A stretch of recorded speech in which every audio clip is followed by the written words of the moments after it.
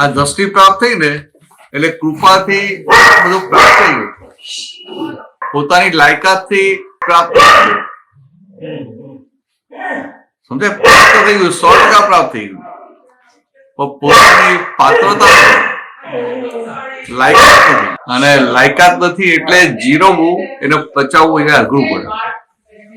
હવામાં ઉડે ને, હવે આમ કેવું, હવે આ સત્સંગ બધી વાત થતી હોય, ઓ આવો જય સચ્ચારામ, એટલે બે વસ્તુ કેવી હોય કે આ વ્યવહારમાં કોઈ ફેમિલી હોય, બાપ હોય, બહુ મોટો ધંધો હોય, બહુ મોટો બિઝનેસ હોય, ખૂબ પૈસા હોય, બધું હોય, અને છોકરો હોય નાની ઉંમરનો હોય, હજી એને ધંધામાં નાખ્યો જ ના હોય, એકનો એક દીકરો હોય, અને બાપ ના રહે તો બધો દલ્લો એને મળે કે ના મળે? હવે આ એને જીરવવું, સમજે? આ જીરવવું એને કહેવાય પચાવવું, બહુ અઘરું છે. એટલે આપણી હાલત એવી છે, પાત્રતા વગર પ્રાપ્તિ થઈ ગઈ છે. પાત્રતા વગર પ્રાપ્તિ થઈ ને એટલે જીરવવું અઘરું પડે. એટલે એમાં પછી તમે આજે સેવાનું બહુ છે ને, તમને બહુ કામમાં લાગે. સેવા હોય ને, તમે જયારે સેવા કરતા હો ને તો તમારો અહંકાર માથું ના ઉચકે. ખબર? આપણા સરદારજી હોય તો મોટો શેઠ હોય ને તો એ રસોડામાં જઈને વાસણ ધોવે, એને શરમ ના આવે, એ સંકોચ પણ ના થાય.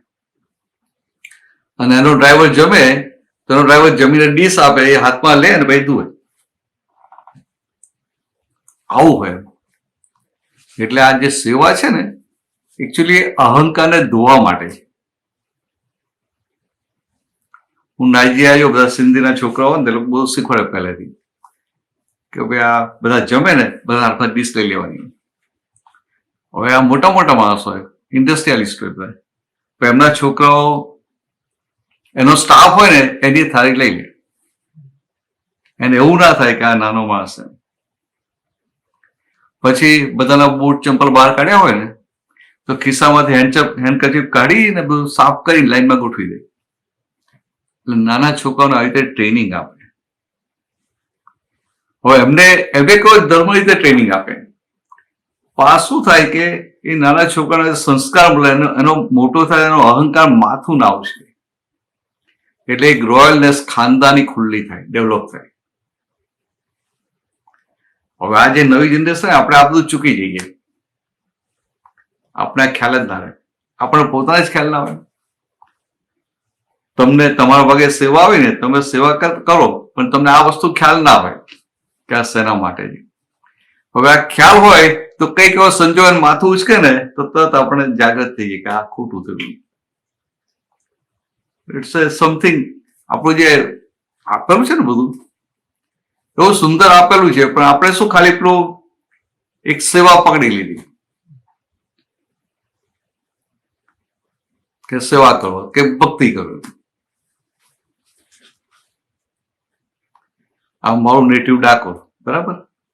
તો ડાકોરમાં 7મા ધોરણમાં હતો, એરાઉન્ડ 66 કેવું હતું.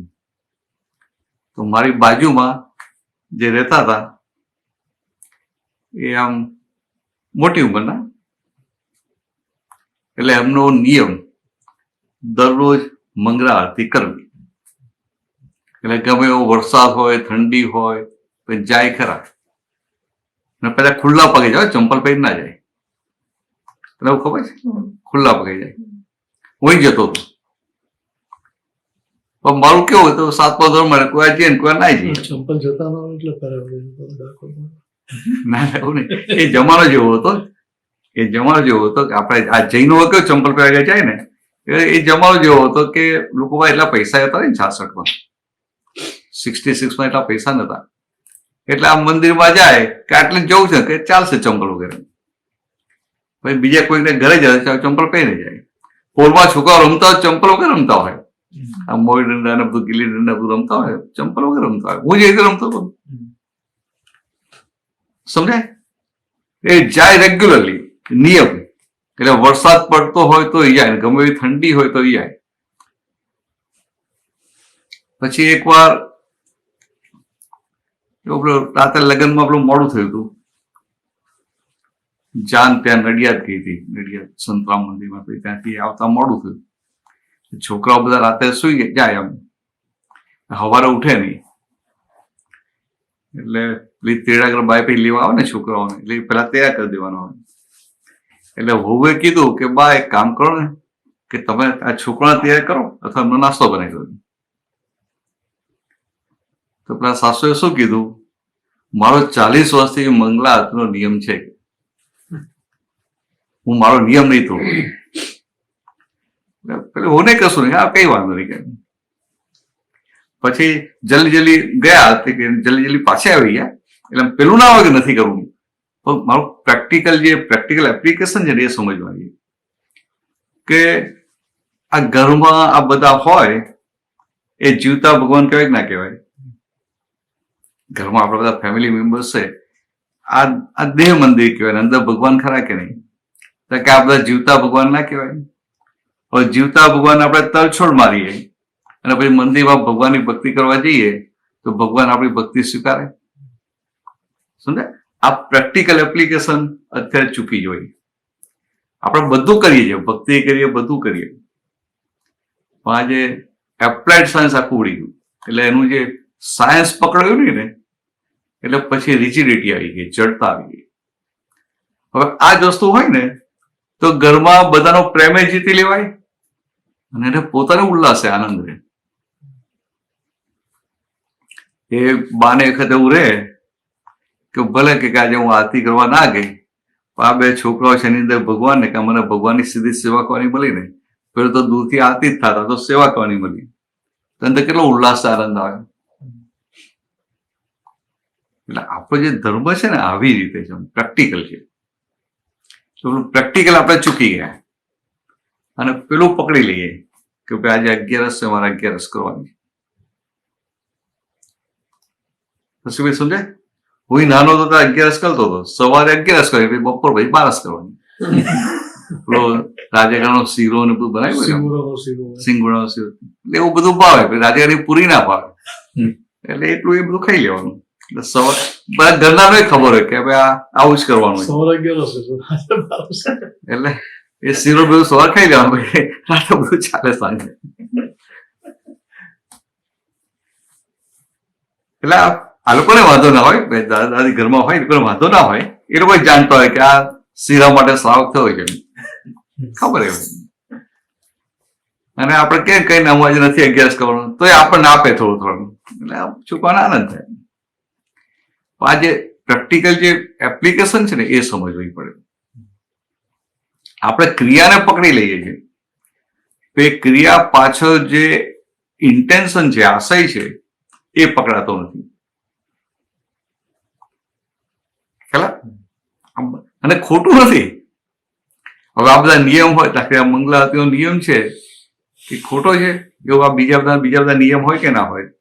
કેટલાને નિયમ હોય કે આજે મારે આ 5 વાર રોજ કરવાની, આ રોજ આરતી તો કરવાની, કે આ કરવાનું કે આ કરવાનું. નિયમ ખોટા નથી. આવો કઈ ને કઈ નિયમ હોય ને એટલે તમારું મન એક બાઉન્ડ્રી મારે. તમારું મન છે એક બાઉન્ડ્રી મારે. મન બાઉન્ડ્રી મારે તો મન સ્ટ્રોંગ થતું જાય. લાઈફમાં સ્ટ્રોંગ મનની જરૂર પડે કે ના પડે? લાઈફમાં અપ એન્ડ ડાઉન બધા આવે, તેમાં સ્ટ્રોંગ મનની જરૂર પડે. પણ પછી શું હોય કે નિયમને જે રિજિડિટીથી પકડી લે ને, હવે આવું કંઈક બન્યું તો એટલા દિવસ તો નિયમ તોડી નાખે, પણ બીજા દિવસે સ્ટ્રિક્ટલી ફોલો કરે. પછી એવું નહીં ચાલો આજે થોડું કાલે રાતે બહુ કામ તો મોડું થયું તો આજે મંગલા આરતી કરવા નથી, એવું નહીં. પણ આવા સંજોગ આવ્યા હોય ને ત્યારે એ નિયમ તોડે ને તો શક્તિઓ વધારે ઉભી થાય. અને નિયમ તોડવાની ટેવ પડી જાય તો પાછી શક્તિઓ તૂટી જાય. એટલે કેવું આ બધું તલવારની ધાર પર ચાલવા જેવું છે. આમ પડો તો એ વાગે ને આમ પડો તો એ વાગે. હિસાબ પૂછ્યો બધું. આ તો બધું આજે તો શું છે, પેલું રવિવાર છે, અમુક પેલા રવિવારના એમાં છે બધા આ સનતભાઈ બધા એમાં હશે. કિરીટભાઈ આવા નહીં આવે ને? કિરીટભાઈ પણ નહીં આવે, ડ્રાઈવ નથી કરતા ને. સનતભાઈ આવે તો જ એ આવે. હા બરાબર. શું કહો છો? બીજા સંપ્રદાયમાં ભગવાન સાકાર છે એવું માને છે, અને એવું બી માને છે કે જે એવું ના માનતા હોય એ બધા ધાર્મિક નથી. કેવું છે કે આ બધાનું ડેવલપમેન્ટ અલગ અલગ હોય કે ના હોય? તો બધાને કહો કે ભગવાન નિરાકાર છે તો કોઈને સમજાય ખરું? સમજાય? તો કે આ બધાને સાકાર સ્વરૂપ જ આપવું પડે, એટલે મૂર્તિ આપવી પડે તો એનું ત્યાં આગળ ધ્યાન રહે. હું કહું કે ભગવાન સાકાર છે, ભગવાન સાકાર છે, કોના દર્શન કરવું? તો કે ઓમના દર્શન કરીએ. તો એને અંદર ઓમને જુઓ ને તો એને સંતોષ જ ના થાય. અને આ ભગવાનને શણગાર સાથે સસ જુઓ ને, આપણો કાર્તિક 1.25 લાખનો પેલો હવે તો વધી ગયા એવો મોટો મુગટ પહેરાયો હોય તો આપણે કેટલો આનંદ થાય. મુગટના દર્શન કરવા જઈએ. ખ્યાલ આમ એક સમજવા મળે. એટલે ભગવાનને જે આમ વાઘા અને બધું પહેરાયું હોય ને એ જોઈને આપણું ચિત્ત ત્યાં ચોંટી જાય. અને હું કહું કે નિરાકારી ભગવાન છે તો શું થાય? એનું ચિત્ત જ ચોંટે નહીં. તો કે ધર્મમાં જેમ જેમ પ્રગતિ કરે તેમ તેમ એનું ચિત્ત સ્થિર થતું જાય. એટલે મુખ્યનો નિયમ કેવો છે કે આ ભગવાન છે ને, આપણે રામને ભગવાન માનીએ, કૃષ્ણને ભગવાન માનીએ, બરાબર? તને પૂરી શ્રદ્ધા હોય ને કે ભાઈ કૃષ્ણ ભગવાન ને ભગવાન કે રામ એટલે ભગવાન. ખાલી એક સમજવા માટે, ભગવાન વિનાશી હોય કે અવિનાશી હોય? સમજે? ભગવાન પરમાનન્ટ હોય. તો ગુજરાતી બરાબર સમજાય છે ને? ભગવાન અવિનાશી હોય અને આપણે બધા વિનાશી. જીવમાં તો વિનાશી કહેવાય. એટલે આ દેહ હોય, જન્મ્યો એનું મરણ હોય. હવે આપણી ભૂલ ક્યાં થાય? આપણે ભગવાનને ભજીએ ખરા, પણ આપણે એટલું સમજાવ્યું ને શાસ્ત્ર, રામાયણ મહાભારતના આધારે, એટલે આપણને થાય કે આ કૃષ્ણ ભગવાન કે આ ભગવાન રામ કેમ પાણી આપી. એટલે આમ જોવા જઈએ તો ભગવાન કાયમ ના હોય. એટલે આપણે આ બધી કથા સ્ટોરી બધું સાંભળ્યું હોય ને એટલે આપણને શું થાય કે ભાઈ આ 4 હાથવાળા આ છે, આ કૃષ્ણ ભગવાન. પણ કૃષ્ણ ભગવાનનો જે દેહ હતો, દેહ વિનાશી હતો કે નહીં? એટલે કહેવા શું માંગતા હતા? ખરેખર દેહ એ ભગવાન નથી, પણ દેહની અંદર જે ચેતન તત્વ પ્રગટ થઈ ગયું, અનવેલ થઈ ગયું, ખુલ્લું થયું, એ ભગવાન છે. ખ્યાલ આવે? હવે એવી વાત બહાર કરો તો શું થાય? એની શ્રદ્ધા તૂટી જાય. પણ જેમ જેમ લેવલ આવે ને પછી આ વાત કરાય. વિચાર ખ્યાલ આવે? હવે નાના છોકરાને શું કેવું પડે કે ભાઈ આ મૂર્તિ જ ભગવાન છે, કેવું પડે ના કેવું પડે? પછી એમ જેમ આપણે આગળ વધીએ એટલે આપણા ધ્યાનમાં હોય કે આ મૂર્તિની અંદર જે ચેતન તત્વો છે, જે નિરાવરણ થયું કે એની પેલા બધા આવરણ ખસ્યા અને ખુલ્લા થયા, પ્રગટ થયા, એ માયલા ભગવાન છે. આપણે માયલો રામ જે કહે છે ને એટલા માટે જ કહે છે કે આ બહાર દેખાય છે એ તો એ માયલા ભગવાન ખુલ્લા થયા ને એ વ્યક્ત કઈ રીતે થાય તો કે દેહના માધ્યમથી. એટલે પછી દેહને ભગવાન. મહી જે લાઈટ ખુલ્લું થયું તો એ લાઈટ બહાર વ્યક્ત કઈ રીતે થાય? જય સચ્ચિદાનંદ.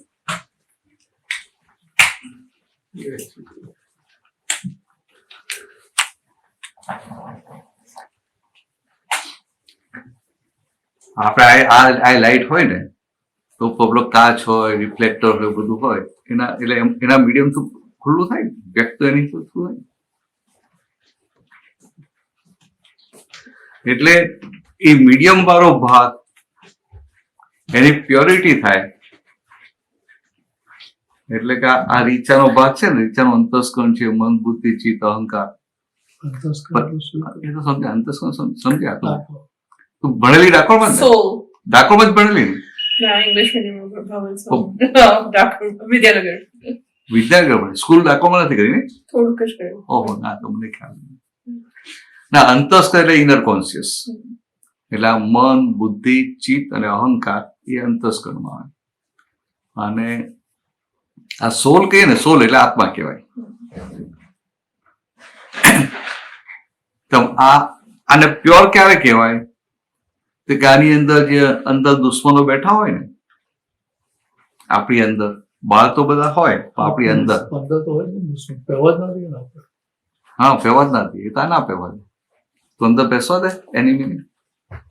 પણ કેવું હોય, એંગર હોય, પ્રાઇડ હોય, એટેચમેન્ટ હોય, એવરાઇસ હોય, લસ્ટ હોય, એ બધાને અંદરના દુશ્મનો કહેવાય, ઇનર એનિમીઝ. એટલે આપણી શાસ્ત્રની પરિભાષામાં એને સડ રીપુ કે, સડ રીપુ, 6 પ્રકારના દુશ્મનો. એટલે આમ ક્રોધ, પાન, લોભ, માયા, એ બધું. કે આ અંદર દુશ્મનો બેઠા હોય, કે અંદરના દુશ્મનો હોય એટલે એને લઈને મય ભગવાન ખરા, તો ભગવાનનું લાઈટ બહાર આવે નહીં. પછી એને એવું કે સાચો રસ્તો મળે એટલે ધીરે ધીરે પ્રગતિ કરે, એટલે આ જે અંદરના દુશ્મનો ઓછા થતા જાય, એટલે એનો ક્રોધ ઓછો થાય, લોભ ઓછો થાય. આવશે ને?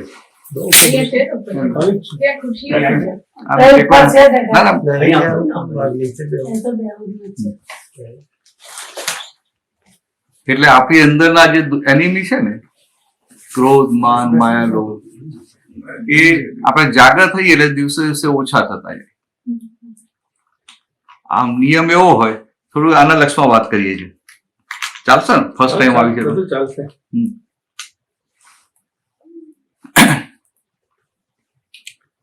મને 2 વર્ષ પહેલા મળ્યો ને, તો મને જોવાનું ડેવલપમેન્ટ સારું છે, એટલે મને ત્યાંથી હતું કે આમ ભેગી થાય તો સારું. પછી આખા ભેગા થઈ ગયા. એટલે આપણી અંદર જે હોય ને, આ જે આવી બધી વીકનેસો જે પડી હોય, આ બધી વીકનેસ કહેવાય, દુશ્મન, એનિમી. તો કે આ ઇનર વીકનેસ ને લઈને મય ભગવાન ખરા, પણ ભગવાનનું લાઈટ બહાર ના આવે, તો ઓપેક થઈ જાય, એટલે લાઈટ બહાર ના આવે. અને આ વીકનેસ જેમ જેમ રિડ્યુસ થાય એમ એ ઓપેસિટી ઘટતી જાય, ટ્રાન્સપરન્ટ થતું જાય, ને લાઈટ બહાર આવે. ને જ્યારે લાઈટ ફુલ્લી બહાર આવે ત્યારે એને ભગવાન કહે. પછી ત્યારે આ દેહને પણ ભગવાન કહે. એટલે આ રામ, ભગવાન રામ એવા, ભગવાન મહાવીર એવા કહે, એવી રીતે એને ભગવાન કહે છે. હવે આ વાત સમજાય નહીં ને, પણ આ બહાર પણ જે ભગવાનની ભક્તિ કરે છે, તારો પ્રશ્ન બંધ. હા, એટલે બહાર ભગવાનની જે ભક્તિ કરે છે ને, સાકાર માનીને, ખોટું નથી. શરૂઆતમાં એ જ જોઈએ, પછી એમ કરતા કરતા ડેવલપ થાય. જેમ સ્કૂલમાં અલગ અલગ સ્ટાન્ડર્ડ ના હોય, 1st, 2nd, 3rd, 4th, 10th, 12th, બધાને એક સરખું ભણાવાય. હવે 2nd સ્ટાન્ડર્ડ 1, 3rd, 12th નું ભણાવો તો બધું બમ્પર જાય ને, અને 12th વાળાને 4થા 5માનું ભણાવીએ તો બોર થઈ જાય. એટલે એના સ્ટાન્ડર્ડ પ્રમાણે એને વાત આપવી પડે. એટલે આપણું વેદાંત છે ને, એમાં સ્ટાન્ડર્ડ પ્રમાણે વાતો આપેલી છે. એટલે આમ પેલા આમ કે આ શું કે, આમ કે આ છેલ્લા લેવલની વાત હોય ત્યારે કે અહમ બ્રહ્માસ્મિ, એટલે કે હું પોતે જ બ્રહ્મ છું, એટલે કે હું પોતે ભગવાન છું. પેલા શું કે હું જીવ ને તું શિવ, હું ભક્ત અને તું ભગવાન, અને મારે શું કરવાનું? તો તારી અનન્ય ભક્તિ કરવાની. ભાઈ જેમ જેમ ડેવલપ થતો જાય એમ એમ એનું સ્ટાન્ડર્ડ બદલાતું જાય. પછી એની અંદર આ જે બુદ્ધિ છે ને, બુદ્ધિ સમ્યક થાય. એટલે એને દેખાય કે આ જે થઈ રહ્યું છે, હું આ જે કરું છું, આ ખોટું છે. ને કોઈના પર ગુસ્સો આવે તો એને થાય કે આ ગુસ્સો આવે છે ખરેખર ખોટો છે. પછી અંદર બુદ્ધિ બતાવે, પણ ના, પેલા આમ કર્યું એટલે ગુસ્સો તો આવે જ ને, તો અંદર શું બતાવે કે ના, એ સામો ગમે તે કરે પણ તને ગુસ્સો આવે માટે તારી વીકનેસ છે. એટલે આવી રીતે એ બુદ્ધિ સમ્યક થતી જાય. એટલે પછી એને પ્રજ્ઞાન બ્રહ્મ કહે. અને છેલ્લે કે અહમ બ્રહ્માસ્મિ, કે હું પોતે જ બ્રહ્મ છું. એટલે આવી બધી વાતો હોય એટલે તમે બધાને આમ બધું એક બનાવી દો ને, એવું ના થાય. પણ એના વ્યૂ પોઈન્ટ થી દરેકને એના વ્યૂ પોઈન્ટ થી સમજવો પડે. ખ્યાલ આવે? બધાને એના વ્યૂ પોઈન્ટ થી, અને દરેકને એના વ્યૂ પોઈન્ટ થી આપણે સ્વીકારવો પડે. એના વ્યૂ પોઈન્ટ થી આપણે એક્સેપ્ટ કરીએ એટલે આપણને કોઈની સાથે ભેદ ના પડે. ના, જે ભગવાન હોય, ભગવાનની વિઝન, ભગવાનની દ્રષ્ટિ વનનેસ વાળી હોય, અભેદતા વાળી. એટલે આ જગતના જીવ માત્ર સાથે એને વનનેસ હોય, એને ભેદ ના હોય. એટલે આ નાનો છે, આ મોટો છે, આ છે, તે છે, એવું બધું ના હોય. આ લોકો જે પોલિટિશિયન જે યુનિટીની વાત કરે ને, બધા એક છે, બધા એક છે, એ તો બધાને મૂર્ખા બનાવવાની વાત કરે. સમજે? કે બધા એક જ છે. પણ એ બોલે ખરા, પણ અંદર રે ખરું. બોલે ખરા પણ રે નહીં. હમણાં હવે આપણે જ હિન્દુ હોય પણ મુસલમાન આવે ને ટેરરિસ્ટ હોય તો શું રહે આપણને? અભેદતા રહે ને જોડે. અને આપણા ગુજરાત હોય તો થોડી અંદર એ થાય કે આપણો ગુજરાતી છે, નહીં તો કે આપણો ઇન્ડિયન છે. ઇન્ડિયન પછી આ ગુજરાતી, વધારે અભેદતા લાગે. પણ પાછું ઇન્ડિયામાં જઈએ ને તો આપણા ગામ નો હોય ને તો કે આ તો સારો લુચ્ચો છે. ભેદ પડે કે ના પડે? પણ એને દેખાય કે આ લુચ્ચો છે, પણ એને દેખાય કે આ તો પેકિંગ છે, અંદર ભગવાન છે, અને મારી અંદર એક ભગવાન છે. તો મારી અંદરના ભગવાન એના ભગવાનમાં કઈ ભેદ છે? તો કે ભેદ નથી. તો આ રીતે આપણે અભેદ છીએ. એટલે આજે કહ્યું ને એ પ્રોસેસિંગમાં છે ને બહુ ડિલે થઈ જાય. એ તો કેવું, એ તો લાગે આટલું વાત સમજાય ને તો એ બહુ મોટું કહેવાય. કારણ કે ગુસ્સો આવતો હોય ને, પહેલા 5 મિનિટ તો બધું ધ્યાનમાં આવે, પણ પછી એ તો ગાડી થોડી ઠંડી થઈ ગઈ તો ગરમ કરવી પડે. વિન્ટરમાં નહીં પણ પ્લગ, અહીંયા તો જરૂર નથી પડતી, પણ ત્યાં કેનેડા જોયું તો -45 હોય તો પ્લગ નાખી રાખે એટલે સવારે ફટલીને ગાડી ચાલુ થાય. આગળ હીટર પ્લગ નાખી રાખ્યું એટલે ગાડી ઠંડી ના પડી જાય. એટલે તો આ શું છે, વાત એ બરાબર છે. મને તો આજે 5-6 જણા છે, વધી ગયા નહીં સંખ્યા. તો બધા પેલા બિઝી હતા ને આજે,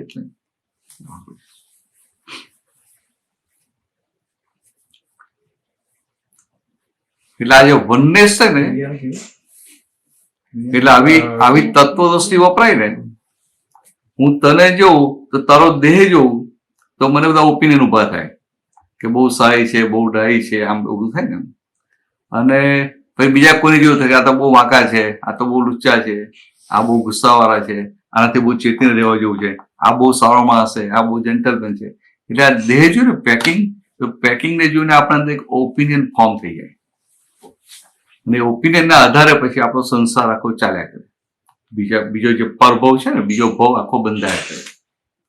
કે ભગવાનની દ્રષ્ટિ કેવી હોય, એમને દેહ પણ દેખાય ને અંદર રહેલા ભગવાને દેખાય. એટલે કે પેકિંગ એ દેખાય અને અંદર રહેલું મટીરિયલ પણ દેખાય. તો વેલ્યુ મટીરિયલની હોય કે પેકિંગની હોય? મટીરિયલની હોય. એટલે આ મટીરિયલ કેવું હોય? કોઈ લુચ્ચું હોય, કોઈ સીધું હોય, કોઈ બહુ સારું હોય, કોઈ વાંકું હોય. તો કે આ પેકિંગ, પેકિંગ આપણે તો ટીવી લાયા છે ને, પેકિંગ થોડું ફાટેલું હોય પણ અંદર ટીવી ઇન્ટેક હોય તો આપણે પાછું ના મોકલીએ. તો અત્યાર સુધી જ્યાં સુધી દ્રષ્ટિ ના હોય ને ત્યાં સુધી પેકિંગની વેલ્યુ હોય. કે આ વ્યક્તિએ મારી સાથે કેવું ડીલિંગ કર્યું, મારી સાથે કેવો વ્યવહાર કર્યો.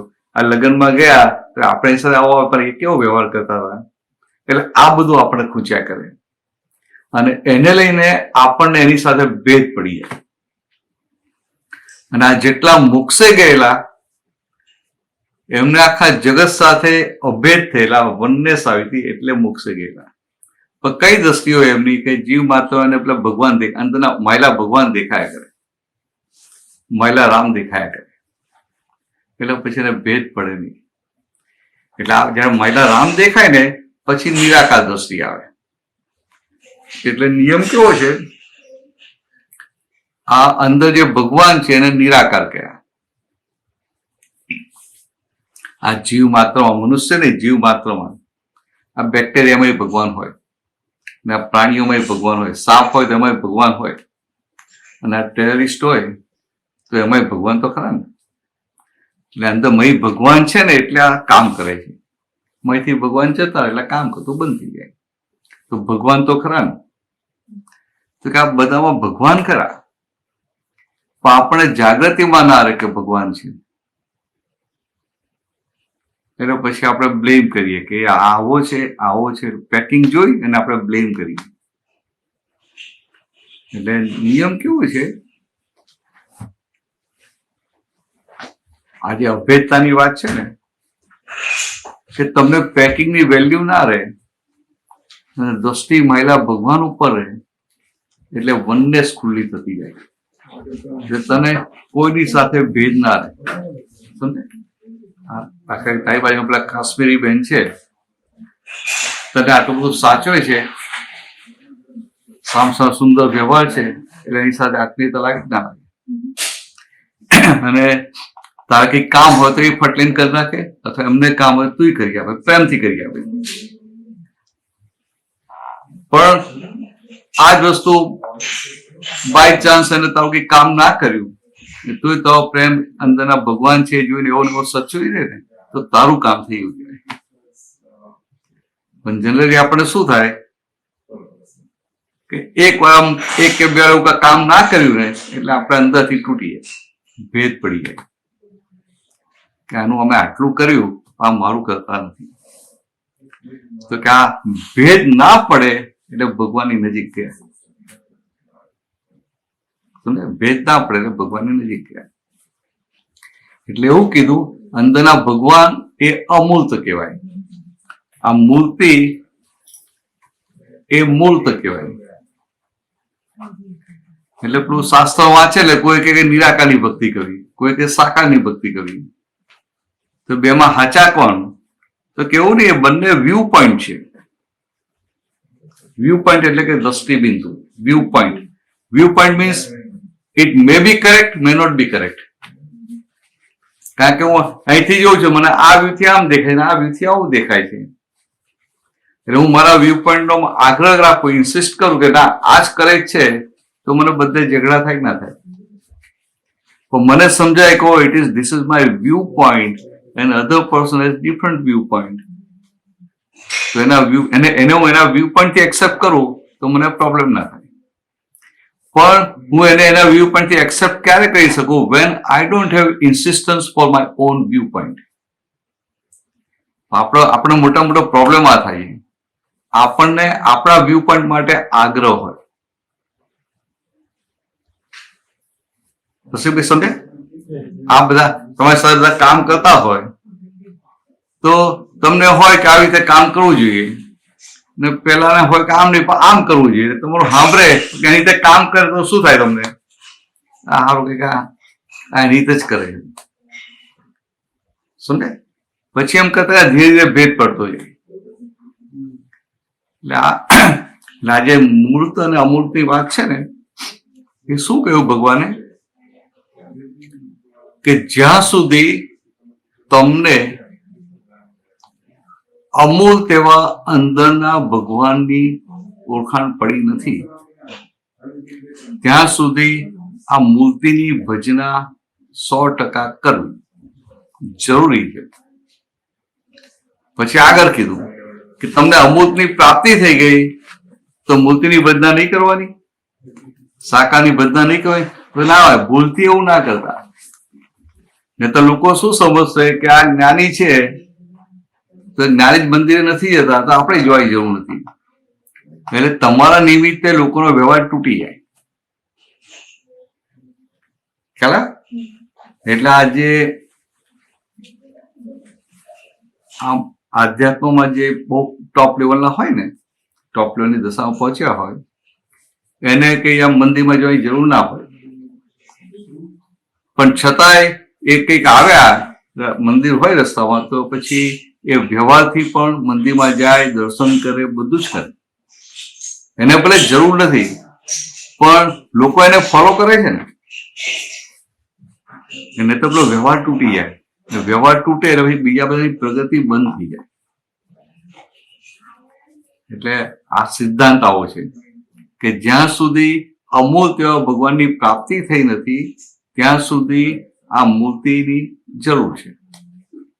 પછી તને જયારે અમૂર્ત ભગવાનની પ્રાપ્તિ થઈ ગઈ, તારા માટે જરૂર નથી, કારણ કે તું ત્યાં મૂર્તિમાં અંદર અમૃત ભગવાન જ જોવાનું છે. તારા માટે જરૂર નથી, પણ જગતમાં બીજા બધા માટે વ્યવહાર શું છે? તું PhD માં આવી ગયો, પણ જે સ્કૂલમાં છે એના માટે શું? એ તારું જોઈને એમને થાય ના મારે જવાની જરૂર નથી. એટલે કે પૂરું વિનયથી બધો વ્યવહાર હોવો જોઈએ. ખરા? એટલે આ નથી આમાં પંજાબીમાં આપણું નિરંકારી બધું હોય ને, એટલે અમે ભગવાનને માનતા નથી. એમ હવે ભગવાનને નથી માનતો કઈ નહીં, ચાલો વાંધો નહીં, પણ તને બીજું અંદર ક્રોધ તો આવે છે, લોભ તો આવે છે, હિંસા તો થાય છે, ગુસ્સો આવે છે, તો પછી એ કાઢીશ કેવી રીતે? તો ભગવાનને માનશે, ભગવાન પાસે શક્તિ માગે. હવે આપણે કામ ભગવાન પાસે શક્તિ માગીએ ને, આવું લાગ્યું કે ભગવાન પાસે શક્તિ માંગીએ છીએ, પણ તમે ભગવાન પાસે શક્તિ માગો એટલે તમારી અંદર એક નક્કીપણું થાય કે આ વસ્તુ ન હોવી ઘટે. સમજે ને? દાખલા તને બહુ ગુસ્સો આવતો હોય અને તને કોઈ કહે તો હવે ભગવાન પાસે ઉઠીને શક્તિ માગજે કે મને ગુસ્સો ના આવે, એટલે તું પછી રોજ ભગવાન પાસે શક્તિ માગે કે હે રણછોડરાયજી મને આ ગુસ્સો ના આવે એ શક્તિ આપો. આ શક્તિ માગે એટલે શું થાય? તારી અંદર નક્કીપણું, નિશ્ચય, ડિટર્મિનન્સ વધતી જાય દિવસે દિવસે કે ગુસ્સો હોવો ન ઘટે. આ અંદર પાકું થતું જાય. હવે આ તારી અંદર પાકું થયું કે આ ગુસ્સો હોવો ન જોઈએ, તો શું થાય કે જયારે જયારે ગુસ્સાના સંજોગો આવશે ને તું જાગ્રત થઈ જશે. અને બાય ચાન્સ ગુસ્સો આવી પણ જાય છતાંય તે ગુસ્સાના પક્ષમાં નહીં હોય, ફેવરમાં નહીં હોય. તો આ થયું એટલે કેટલું મોટું કામ થઈ ગયું.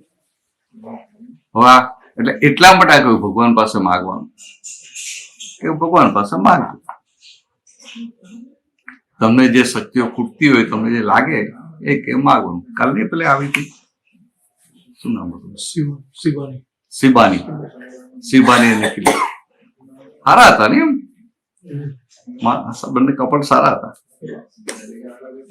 કોંકણ ના બધા ડેવલપ હોય. બેટા તો પૂછજો બધું, આ બધું પૂછવાની જગ્યા છે. આ તો હવે આપણું નોર્મલ થોડી વાતો કરીએ. તો વ્યવહારમાં આપણે જનરલી તો પેકિંગને જોતા હોય કે પ્રકૃતિ જોતા હોય. હા, તો એને બદલે સીધા જ ભગવાન દેખાય એવી કોઈ ચાવીઓ ખરી? એટલે પછી ઓલું બધું દબાઈ જાય. ના, એ કેવું છે, આ જે આ પાંચમો વાળો કલયુગ કહેવાય ને, કલયુગ, તો કે આ સતયુગમાં મુક્તિ પામવી બહુ જ અઘરી હતી. સતયુગમાં સમય બહુ સારો હતો, પણ મોક્ષ પામવો ને બહુ ડિફિકલ્ટ હતો. કારણ કે સતયુગમાં સુખ જ એટલા બધા હોય, એને કોઈ મહેનત જ કરવી ના પડે. એને કઈ ખાવાનું ભૂખ લાગી હોય તો કલ્પવૃક્ષ નીચે જાય એટલે ફ્રૂટ મળી જાય. એમાં તો આમ આટલું ચણી બોલ જેટલું ખાધું 6 મહિના સુધી ભૂખે ના લાગે. એટલે એ સતયુગના સમયમાં બહાર સુખ બહુ હતા, દુઃખ નતા. એટલે એને મોક્ષે જવાની, મુક્તિની ઈચ્છા જ ના થાય. ખબર? તને કઈ પ્રોબ્લેમ હોય ને તને થાય કે આ પ્રોબ્લેમ થી હું ક્યારે છૂટું, પણ પ્રોબ્લેમ જ ના હોય તો વોટ એવર આઈ એમ ઓકે. તમારે જો પૈસા ના હોય તો તમે જો પૈસા હોય તો સારું, અથવા તમારું આમ કે આમ સમાજનો સ્ટેટસ ના હોય ને બીજા બધા જુઓ તો થાય કે મારું થોડું સ્ટેટસ હોય તો બહુ સારું, અથવા મારી પાસે મોટું મકાન હોય તો સારું, કે આવી સારી ગાડી હોય તો સારું. પણ પેલા સતયુગમાં તો એને એટલો બધો સંતોષ હોય, એટલો બધો હેપી હોય, એટલે એને પછી છૂટવાની ઈચ્છા ના થાય. આમ છે ને, મુક્તિ એ કોના માટે હોય? સંસારના સુખો પણ જેને ભારરૂપ લાગે, સંસાર સુખોની ઈચ્છા નહીં, તો સંસારના સુખો બોજારૂપ લાગે ને, એના માટે મુક્તિ હોય. હવે એ વાત તમે લાઈને આજે મૂકો તો શું થાય? એ કોઈ માણસ મળે ખરો? સંસારના સુખો કોઈને બોજારૂપ લાગે? You understand Gujarati? યાર ખબર પડે છે. બહુ બધા લાગતી હોય પણ ધ્યાન નહીં એટલે they cannot get out of it. તને પ્રમોશન આપી દે ને તારો પગાર મહિને 3-4 હજાર વધારે દે તો તને બોજો લાગે? તને હેપીનેસ જ લાગે ને? તને બધાને, બધા માટે. પણ કલયુગમાં શું કીધું કે કલયુગમાં શું હોય કે એને બધી જતા સુખો હોય પણ છતાંય એને સેટિસ્ફેક્શન ના હોય. બધી જતા સુખ હોય કે સારું ઘર હોય, સારી પ્રેક્ટિસ ચાલતી હોય, ફેમિલી સારું હોય, વાઇફ સારી હોય, ગાડી સારી હોય, સમાજમાં સારું હોય કે બધા સગાવાલા બધા સારા હોય, તો એને એમ એક જે સેટિસ્ફેક્શન કહે ને કન્ટેન્ટેડ, એ વસ્તુ ના હોય. એને હોય કે આ હોય તો સારું, આમ હોય તો સારું, આમ હોય તો સારું. થાય ના થાય? તમે સેવા કરો ને ત્યાંય થાય કે આ વધારે માણસો આવે તો સારું, અને કોઈ કહેવો આવતો હોય કે આ હારો બહુ ગરબડ્યું છે, આ ના આવે તો સારું. સમજે? એટલે આવું કઈ ને કઈ રહ્યા જ કરે. આ આપણે હ્યુમન બિંગ છે ને, એટલે આપણે બુદ્ધિથી ચાલીએ. એટલે ઇન્ટેલેક્ટ તમને જ્યાં ને ત્યાં ઓડિટ કાઢ્યા કરે. ઓડિટ એટલે કે વાંધા ને વચકા. પછી એ વાંધા ને વચકા હોય એટલે અંદરનું સુખ જતું રહે. ખ્યાલ આવે? આ તમે આવ્યા અને તમને સોફાના બદલે ખુરશી પર બેસવું પડે. તમારો સોફો જોઈતો હોય ને તમે આવો ને સોફો ભરાઈ ગયેલો, તમે ખુરશી પર બેસી જાઓ ખરા, પણ અંદર પેલું બતાવે કે આપણું સોફો આજે આ મોડા પાસે સોફો ભરાઈ ગયો. સમજે? ખ્યાલ આવે? આવું અંદર ઓડિટ ચાલ્યા કરે. હવે આની કઈ જરૂર હતી તો કે ના, આ જે સંજોગ આ સંજોગ સાથે આપણે એડજસ્ટ થઈ જવાનું છે, પણ પેલું અંદર ઓડિટ કાઢ્યા કરે. એટલે એને લઈને આજના સંસારના લોકો દુઃખી હોય. બધું હોવા છતાં દુઃખી. કાલે જે પેલી વાત કરી ને હેપીનેસની, તો આના માટે કરીએ. વિચાર તો પૂછ્યો તને કે આમ જે પૂછ્યો વચ્ચે આમ આ તો તું પૂછતે એટલે હું બોલ્યા ગયો, નીચે રાખું છું. હવે આજે આવી ગઈ એટલે ફસાઈ જ છે એટલે સાંભળવાનું તો છે જ. ના ના તો પપ્પાને કેમ ના લાવી? એને નથી આવું. ના ના વાંધો નહીં. પછી જમશે ક્યાં? બનાવી ના તું બનાવીને ચાલ, બહુ સારું કામ કર્યું. એનું કેવું છે, થોડું સીધો છે. એટલે સીધો હોય ને એટલે એની અંદર શાંતિ હોય, એટલે પછી એને આ બધી જરૂર ના હોય. સમજાય રસિકભાઈ? આ તમે આ સેવા કરો ને, સેવા કરો તમને અંદર સુખ રહે, એટલે પછી બીજું કઈ પણ હોય ને ત્યારે કે હવે બરાબર છે એવું છે. એટલે પણ છે બહુ સીધો અને હેલ્પિંગ છે. બધાના ઓબ્લાઇઝિંગ નેચર કહે ને, એવો ઓબ્લાઇઝિંગ નેચર. ને કોઈનામાં આપણો એ ના થાય, ઓબ્સ્ટેકલ ના ઊભું કરે. એટલે આ કાળમાં બહુ મોટું કહેવાય, ક્વોલિટી કહેવાય. એટલે આપણે જે વાત કરતા હતા, અત્યારે લોકો બધું હોવા છતાં એટલે જે સુખની વાત થાય ને, સુખ તો રીચા આ દુનિયામાં સુખ છે ને, there are two types of happiness. One temporary and another permanent.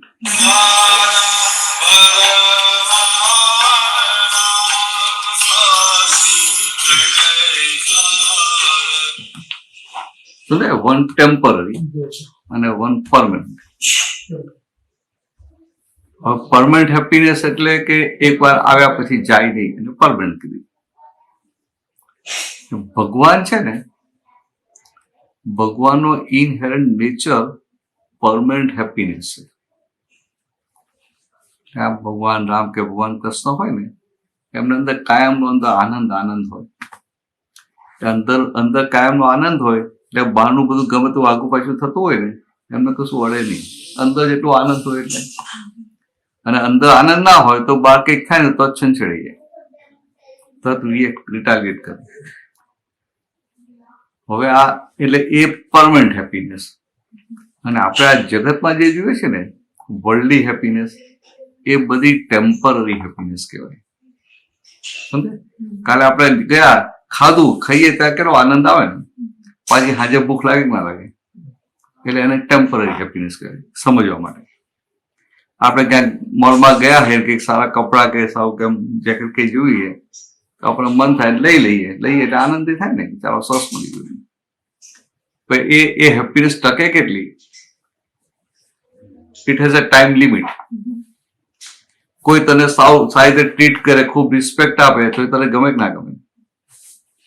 પણ પછી ત્યાં જઈને કોઈ રિસ્પેક્ટ ના આપે તો પાછું બધું સુખ જતું રહે. એટલે આ બધી ટેમ્પરરી હેપીનેસ. એટલે કે આ બધી આમ કે જગતની વસ્તુઓમાંથી જે સુખ આવે છે એ બધા સુખને ટેમ્પરરી હેપીનેસ કહેવાય. એટલે કે વિનાશી સુખ. તો બહાર આવું બધું બોલાય નહીં, કારણ કે એ વિનાશી સુખ જ જોઈતા હોય ને બધાને. તારે એ જોઈતું હોય ને, તારે એટલે બધાને એમ આમાં કઈ અપવાદ ના હોય. આ તો ખાલી વાતને સમજવાની. તો કે આ વિનાશી સુખ અને અવિનાશી સુખ બેમાં ફરક શું હોય? તો કે આ વિનાશી સુખો હોય ને બધા, એ માન્યતાના સુખો હોય. માન્યતાના એટલે કે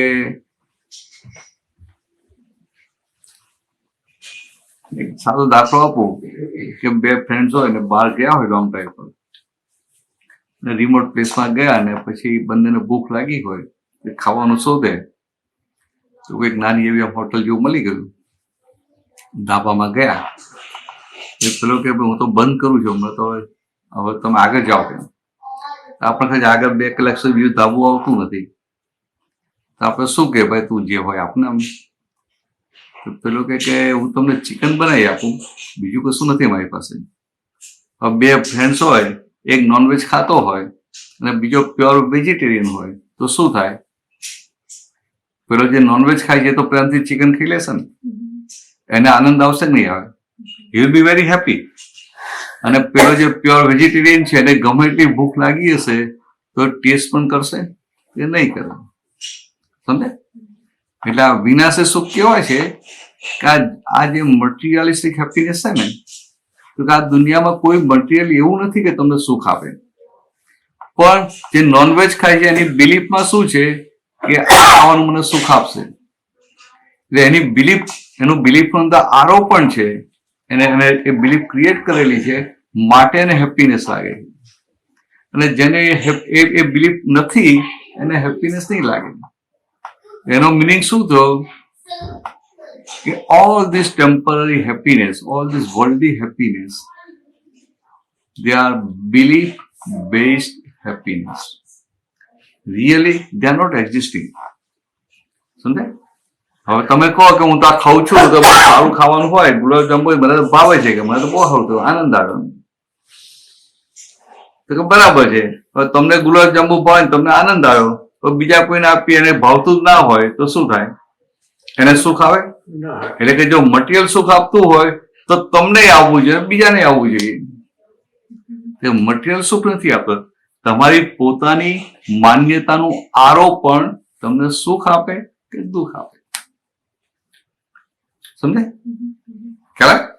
એટલે આ તો ખાલી સમજી રાખવાનું છે. આપણે કશું પેલું છોડવાનું કે પકડવાનું એવું નથી, પણ આ સમજાય ને કે આ બિલીફ, આખી આ વર્લ્ડ, આખું વર્લ્ડની જે મટીરિયલિસ્ટિક હેપીનેસ છે, it's a belief based happiness.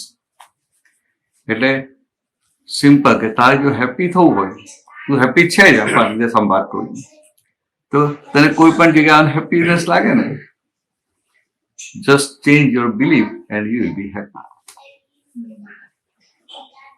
ખ્યાલ? તું બહારનું બદલવા જશે, ઇટ ઇઝ નોટ પોસિબલ. તને થાય કે આ ઘર છે, આ નાનું છે, કે આ ગાર્ડન છે, કે હજી મોટો ગાર્ડન જોઈએ, હું બદલી નાખું, તો એ પોસિબલ થાય કે ના થાય. But to change your belief is possible. મેં કાલે એક દાખલો આપ્યો હતો કોંકણનું પેલું કપલ આવ્યું હતું ને એની સાથે વાત થઈ કે આ ફ્લાઇટમાં આવું ને મને આમ થોડી થોડી ચા પીવાની ગમે, તો મને પેલી ગુજરાતી ચા જોઈએ એટલે કડક મીઠી. ફ્લાઇટમાં આપે કે તો કે દવા જેવી લાગે ને, બોઇલ વોટર હોય ને પેલું ડીપ કરી પછી આ દૂધ નાખી જાય કે પાવડર નાખી, એટલે એ ચા તો હવે ભાવે જ નહીં એમ. એટલે પછી શું થાય કે ચા આવે, ચા પીવી છે પણ પછી ચા ભાવે નહીં, એટલે મન પછી થાય કે આ શું યાર ફ્લાઇટમાં ચા બધા આપતી જ નથી એમ થાય ને. એટલે પછી આપણું અંદરનું સુખ જતું રહે. તો કે આ મારી બિલીફમાં શું છે કે આ ઉકાળેલી વધારે ખાંડવાળી આવી ચા હોય તો સરસ એમ. એટલે એ મારી બિલીફને લઈને મને સુખ નથી આવતું. અને બીજા બધા હોય એ લોકો હેપીલી પીએ કે ના પીએ, તો મારે શું કરવાનું? Just I have to change my belief. એટલે મારે મારા મન સાથે વાત કરવી પડે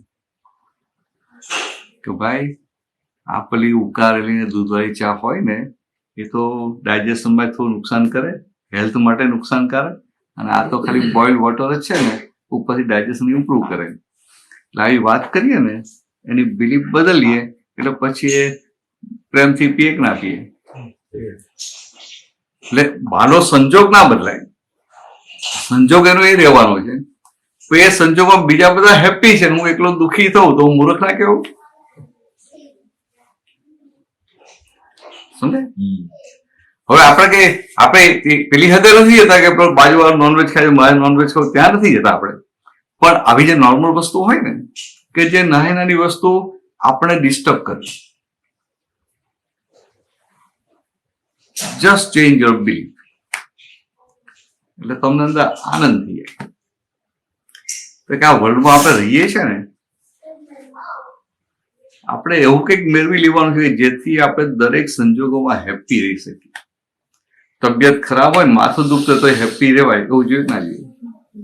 કોઈ આપણું ઇન્સલ્ટ કરે તો આપણને અંદર આનંદ રહે તો કેટલું સારું કે નહીં? કોઈ માર આપે આનંદ તો રહે. એટલે મારો કહેવાનો મતલબ આ છે કે કોઈ આપણે ચીટિંગ કરે કે કોઈ અપમાન કરે કે કોઈ આમ ગમે તે કરે તો આપણને અંદર આનંદ રહે તો કેટલું મોટું કહેવાય.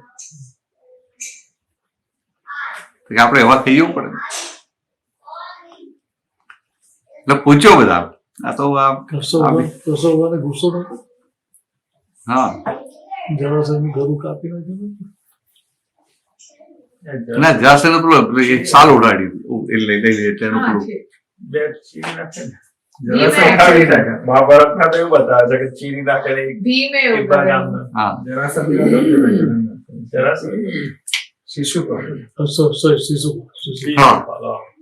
હા બરાબર છે. એ તો વાત કરી ને કાર્યક્રમ દિવસે વાત કરી.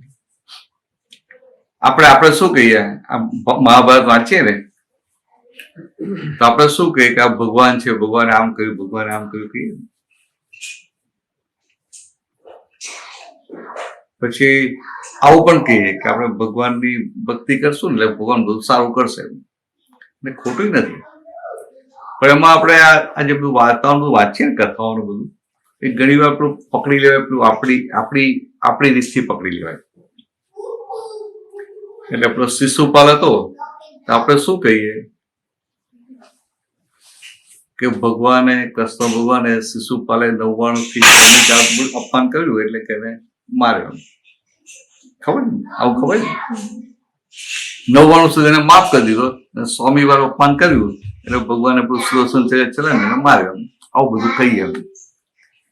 પણ એક સમજવા માટે ભગવાન ભગવાન હોય. ભગવાન કોઈને મારે શા માટે? ભગવાન કોઈને મારે? ભગવાન કોઈને મારે નહીં. ભગવાન કોને કહેવાય કે ભગવાન બધાનું કલ્યાણ જોતા હોય, કેમ કે એનું કલ્યાણ થયું જોતા હોય એને ભગવાન કહેવાય. એટલે આ કથામાં એવું લખવું પડે કે શિશુપાલનું વધ કર્યો, પણ ખરેખર હોય કેવું કે શિશુપાલ ભગવાનનું અપમાન કરે, તો કે ઇન્સલ્ટ કર્યું પણ ભગવાન પાસે એવા પાક્કા, ભગવાનને પોતાની કોઈ અસર જ નથી, એટલે તો આનંદમાં જતા. એટલે શિશુપાલને થયું મેં આટલું અપમાન કર્યું અસર નથી થતી, એટલે વધારે અપમાન કરે છે. હવે મારે કોઈને ઇન્સલ્ટ કરવું તો મારા અંદર એક્સાઇટમેન્ટ ઊભું થાય કે ના થાય, તોય ભગવાનને અસર થતી નથી. એમ એનું એક્સાઇટમેન્ટ વધતું જાય છે. અને પછી એ 99 થાય ત્યારે એટલો બધો એક્સાઇટ થઈ જાય છે કે પોતાના ભાળથી જ પોતે તૂટી પડે છે. સમજાય? અથવા આપણી સાદી ભાષામાં કહીએ ને કે એને એટેક આવી ગયો, એટલો બધો ઇમોશનલ થઈ ગયો, એટલો બધો સેન્સિટિવ થઈ ગયો કે હું આટલા અપમાન કરું પણ ભગવાનને અસર નથી થતી. એમાં એટલો બધો એક્સાઇટ થઈ ગયો, એમાં એને એટેક આવી ગયો, એક કોલેપ્સ થઈ ગયું. પણ કહેવાય આમ બહાર કહી દે, હવે આવું કહે તો બહારના જગતના લોકોને મજા ના આવે. આ સ્ટોરીને બધી મારા છોકરા વાર્તા કરવી હોય તો સૌ સ્ટોરી મૂકી હોય તો ગમે. પણ આ વાત શા માટે કરવાની? કે સમજવા માટે કે ભગવાન કેવા હોય.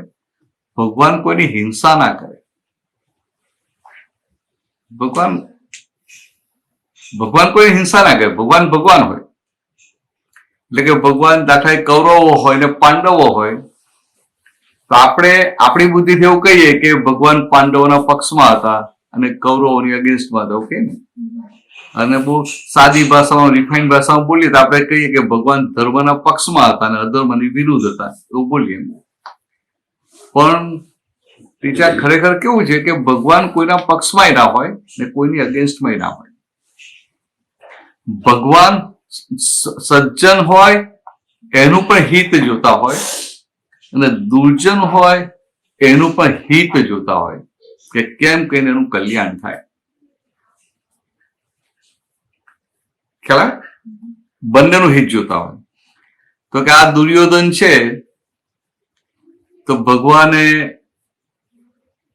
એ જે કૌરવો અને પાંડવો વચ્ચે કોમ્પ્રોમાઇઝ કરાવવા માટે ભગવાન ગયા અને ભગવાને દુર્યોધનને કહ્યું કે ભાઈ હવે આ 14 વર્ષ પૂરા થયા એટલે ધર્મ પ્રમાણે તારે રાજ એમને આપી દેવું પડે. તો દુર્યોધન એક્સેપ્ટ નથી કરતો. પણ દુર્યોધન સ્વીકારતો નથી તો ભગવાન શું કરે? એટલે ભગવાન છેવટે કોમ્પ્રોમાઇઝ કરવા માટે આ યુદ્ધ ના થાય એના માટે ઓફર મૂકે છે કે હવે તું અડધું રાજ આપ, અડધું તારી પાસે રાખ. તો કે ના, એ ના આપું. છેવટે ભગવાન પાંડવોને પૂછ્યા વગર છે ત્યાં સુધી ઓફર મૂકે છે કે તને ગમે એવા 5 નાના ગામ આપ, તો કે એક તસુભા જમીન આપું નહીં. તો ભગવાનને યુદ્ધ થાય એવી ઈચ્છા હતી? એવી ઈચ્છા નથી એટલે તો આટલી હદ સુધી સમાધાન કરવાનો પ્રયત્ન કરે છે. હવે આ ભગવાન કહેવાય. અને આ દુર્યોધન, એમની સામે એને શું કિંમત, શું હિસાબ? ભગવાનની સામે દુર્યોધનનો કોઈ હિસાબ નહીં. કરે કૌન સે ખેત કી મૂલી. હવે આવું થાય છે તો ભગવાન પછી ઉભા થઈ જતા રહે. પણ ભગવાનને દુર્યોધન માટે દ્વેષ નથી ઉભો થતો. આટલું થવા છતાં ભગવાનના અંદર શું હોય છે કેમ કે એનું હિત થાય દુર્યોધનનું પણ. હવે એનું પ્રમાણ કઈ રીતે મળે કે એ જ દુર્યોધન પછી ભગવાનને પૂછે છે, જાનામી મેં ધર્મ નચ મેં પ્રવૃત્તિ. હું ધર્મને જાણું છું પણ મારાથી ધર્મનું આચરણ થતું નથી, ધર્મનું પાલન થતું નથી. અને હું કે અધર્મને જાણું છું તો મારાથી અધર્મ છોડાતો નથી. કે આવું કેમ? સમજાય? આવો પ્રશ્ન કરે. તો હું 7મા ધોરણમાં હતો ને, ડાકોરમાં એક ભણેલો. તો ત્યાં આગળ પેલું મંદિરનો દરવાજો હોય ને ત્યાં બહાર જે પેલું કયું બજાર કહેવાય આપણી બાજુ? સુંદર બજાર. ના, હા, એ કાપડ ત્યાં પેલું ચોક જેવું છે ને, ત્યાં પેલા કોઈ સાધુ સંતો આવે ને, હોરી ચકલા ને બધું છે ને ત્યાં પેલું સાધુ સંતો આવે શ્રાવણ મહિનામાં એમાં તે આવેલા અને આમ આવી રીતે કઈક વાર્તા કરતા હતા, કથા કે સત્સંગ ચાલતું હતું. હું બહુ નાનો, મને કે એક વખતે આમ ધર્મમાં ઇન્ટરેસ્ટ નહીં એટલે અમે બધા ખડકીના બધા છોકરાઓ બધા રમતા રમતા નીકળેલા ત્યાંથી જતા રહ્યા. તે જમાનામાં તો શું પેલું ત્યાં એક ખાટલો પાથર્યો હોય એમાં એની પર પેલા મહારાજ બેઠા હોય સત્સંગ કરતા હોય અને લોકો નીચે એ ડામરના રોડ પર જ કશું પાથર્યા વગર બેસી જતા હતા. એ જમાનો જેવો હતો. અત્યારે તો બધું વ્યવસાય સાઈ કરે. તો એમને આ જ વાત કરી અને કીધું કે દુર્યોધને કૃષ્ણને આવો પ્રશ્ન કર્યો અને પછી કૃષ્ણ મૌન રહ્યા. કૃષ્ણને જવાબ ના આપ્યો. તો હું નાનો એક 7મા ધોરણમાં, તો પછી એટલું સાંભળ્યું, પછી અમે આગળ જતા રહ્યા. મારા જેટલું કીધું કે કૃષ્ણ મૌન રહ્યા. તો પછી મને અંદર વિચાર આવે કે કૃષ્ણ મૌન કેમ રહ્યા હશે? વિચાર આવે ને. તો પછી મને થયું કે સારું, આજે સ્કૂલમાં વાયવા લે અને કઈ ટીચર પ્રશ્ન કરે ને આપણે જવાબ ના આવડતો ચૂપ થઈને બેસી ઉભા રહીએ ને.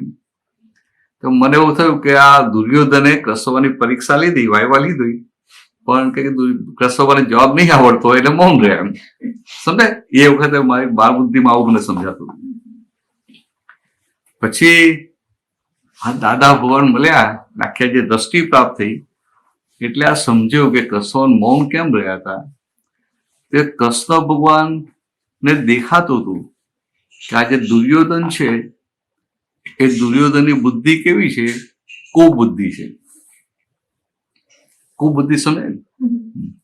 એટલે વિપરીત બુદ્ધિ, ઊંધી ચાલે.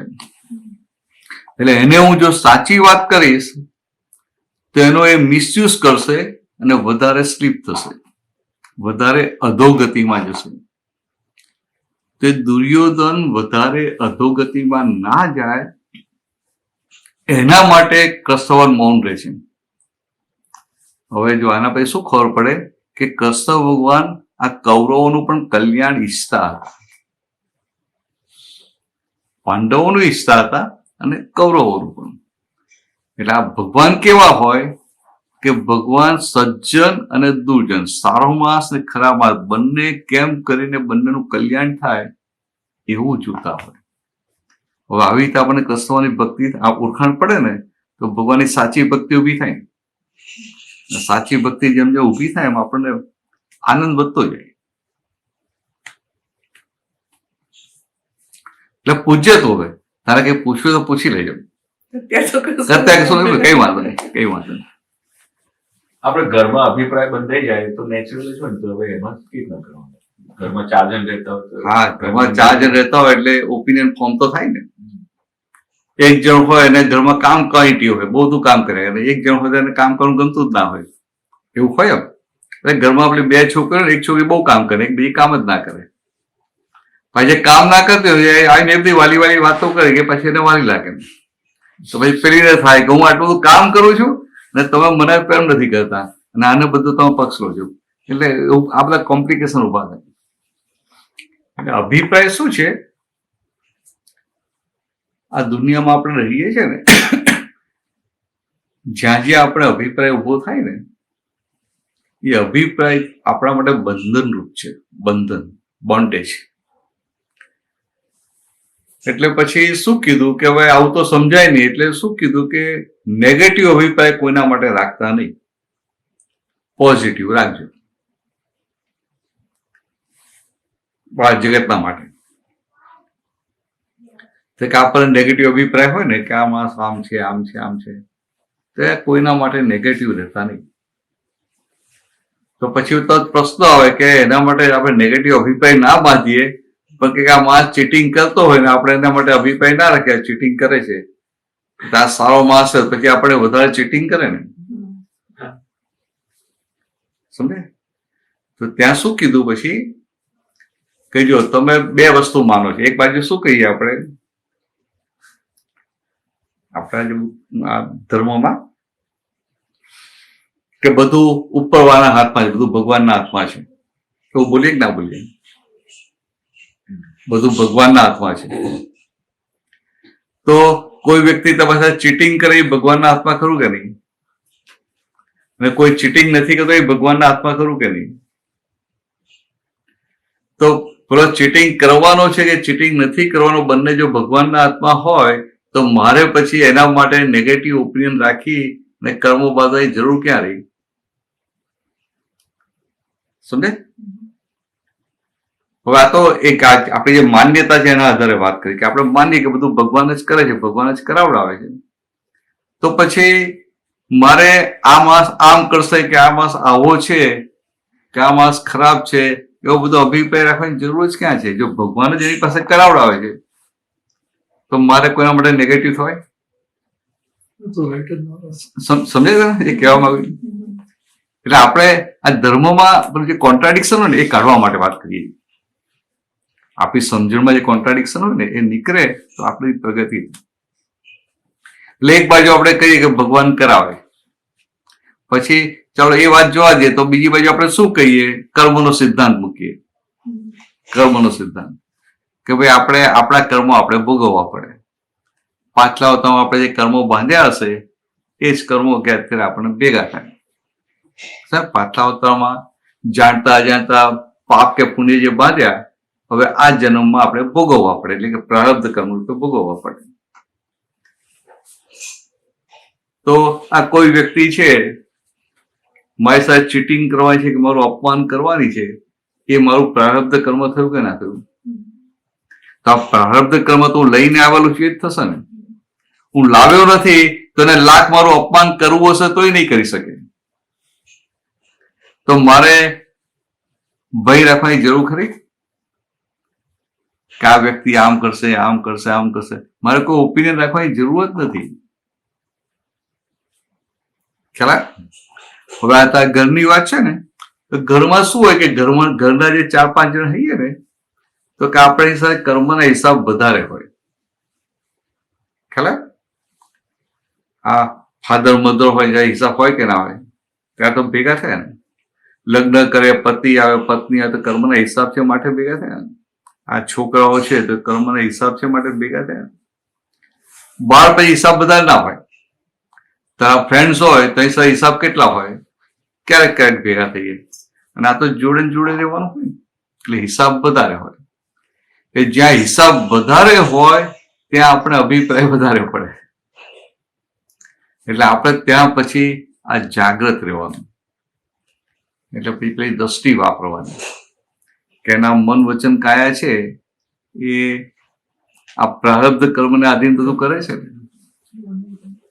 તો આજે એનું મારી સાથે વ્યવહારમાં પ્રારબ્ધ કર્મ આવું આવ્યું અને બીજી વાર જુદું આવે તો કે મારે એના માટે ઓપિનિયન રાખવાની ક્યાં જરૂર છે? અને છેવટે આટલું બધું ના પકડાય તો એટલું રાખવું કે આપણે બધા માટે અભિપ્રાય after all is A good man. કોઈ વ્યક્તિ ગમે તેવી હોય ને આપણે અંદર રાખવું કે after all is A good person. કેમ? તો કે અંદર ભગવાન છે ને. સમજે? બહારનો ભાગ ગમે એવો હોય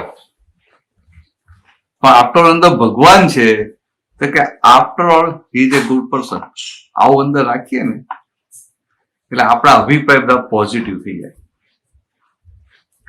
તારો ઓપિનિયન પોઝિટિવ હોય એટલે કુદરત તને બહારથી પોઝિટિવ સર્કમસ્ટન્સીસ ભેગા કરી આપે.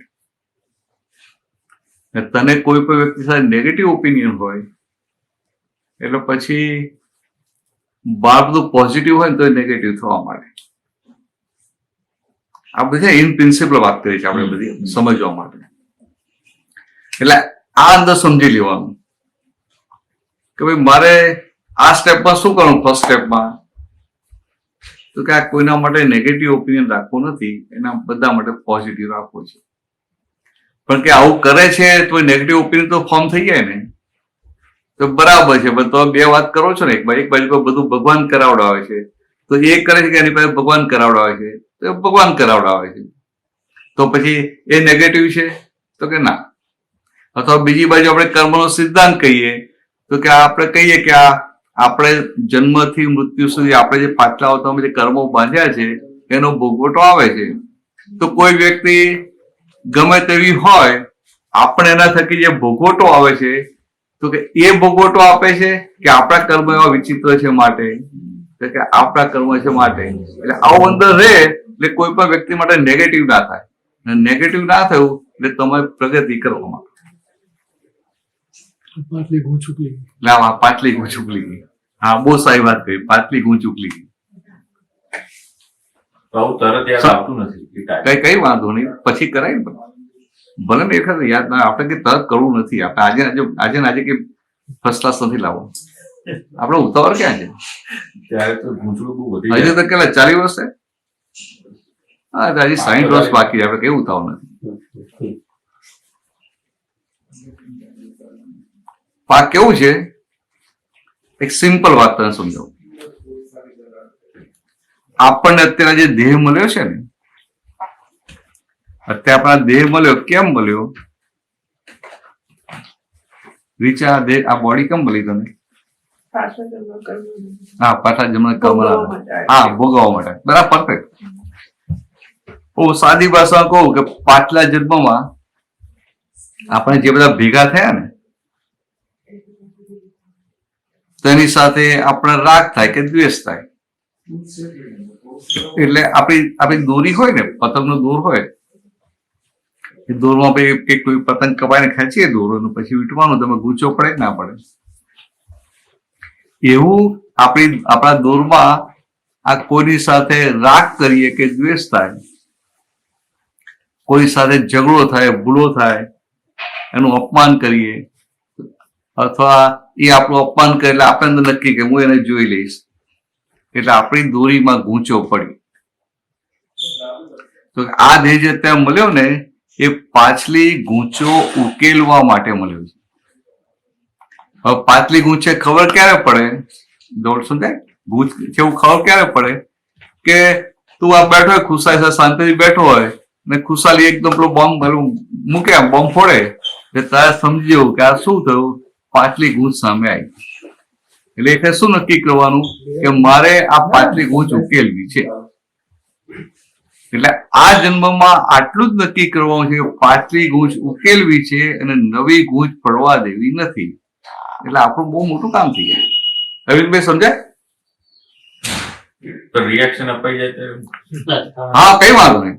તો એનો જો રિએક્શન અપાઈ જ જશે, કારણ કે આજે આ તો હજી એટલી આપણી કેપેસિટી નથી ને.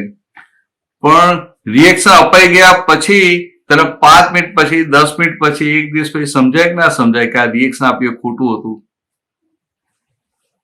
ખ્યાલ? તો જયારે સમજાય ત્યારે ચોખ્ખું કરી નાખે. એટલે તો છૂટ આપવી પડે ને કલયુગમાં, એટલી છૂટ આપવી પડે. એવું ના કહેવાય કે રિએક્શન આવવું ના જોઈએ. રિએક્શન ભલે આવી જાય, પણ અંદર સમજણ આ રાખજે કે મારે આ ગૂંચ ઉકેલવી છે. સમજણ પડી જાય બાકી તો કોઈ ધીરે ધીરે રિએક્શન ઓછા થતા જાય. હા, પછી રિએક્શન ઓછા થાય. આ સમજણ ફિટ થઈ ગઈ ને, અને આવી રીતે ગૂંચ ઉકેલવાનું ચાલુ કરે, એટલે પછી ધીરે ધીરે તને અંદર જે રિએક્શન આવતા ઓછા થઈ જાય. એટલે અંદરથી બ્રેક વાળે. આપણે આખું જગત શું કરે? રિએક્શનને દબાવવા જાય, સપ્રેસ કરે.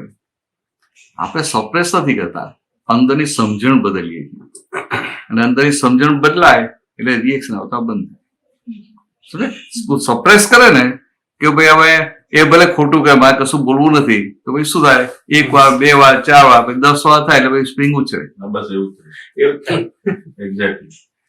એટલે આપણે અહંકારે કહીને એને દબાવવું નથી, એક સાચી સમજણના આધારે એને એ ગૂંચ ઉકેલવી છે. ડિફ્યુઝ કરો. હમ?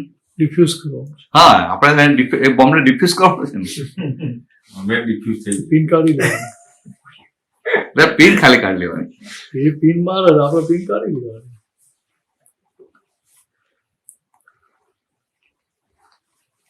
આ તો અનુભવ સરસ થાય.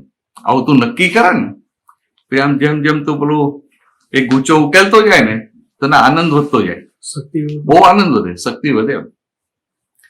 એ આનંદ એવો વધે ને કે બાય ચાન્સ તો આમ કે તને ખાવાનું ભેગું ના થાય તો અંદર આનંદ રહે. તને જોબમાં કે બિઝનેસમાં કંઈક સેટબેક આવે ને તો તારી અંદર આનંદ રહે. ખ્યાલ? આખરે તું જોબ કરતો ને તને ફાયર કર્યો તો અંદર આનંદ રહે. હવે આવું થઈ જાય એટલે મોટું કહેવાય ને. આ અંદરની શક્તિઓ પ્રગટ થઈ, અને અંદરની શક્તિઓ જ ખુલ્લી કરવાની છે. ખુલ્લી કરવાની છે અંદરની શક્તિઓ.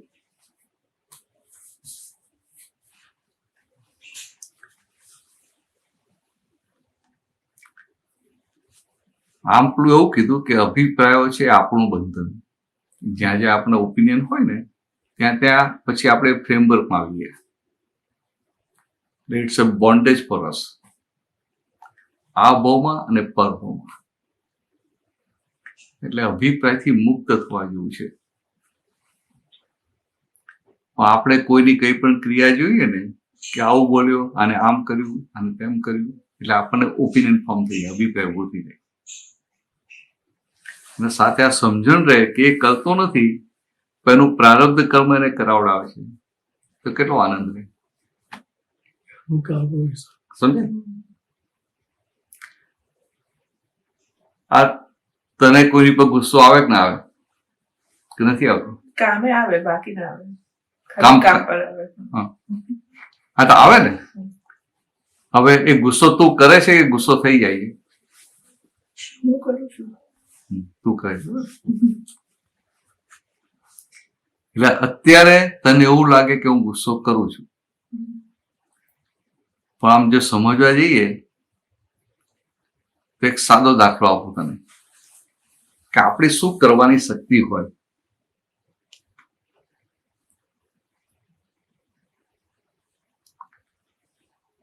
આ તને ચા બનાવતા આમ ખમણ સરસ બનાવે, ચા બનાવતા આવડે કે ના આવડે? માથે એવું પૂછાય જ નહીં. તમે લેડીઝને એવું પૂછાય જ નહીં કે ચા બનાવતા આવડે કે ના આવડે.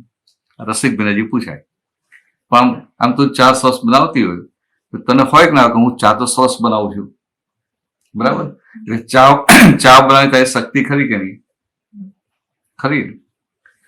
ચા બનાવી તારી શક્તિ છે તો હું તને કહું લે અહીંયા બેઠા બેઠા ચા બનાવો, તો બને? અહીંયા કિચન હોય ત્યાં બને. હા, પણ અહીં બેઠા બેઠા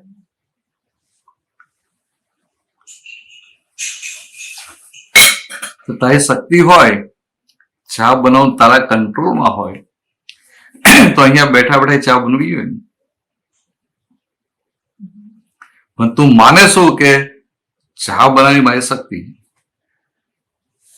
સમજે?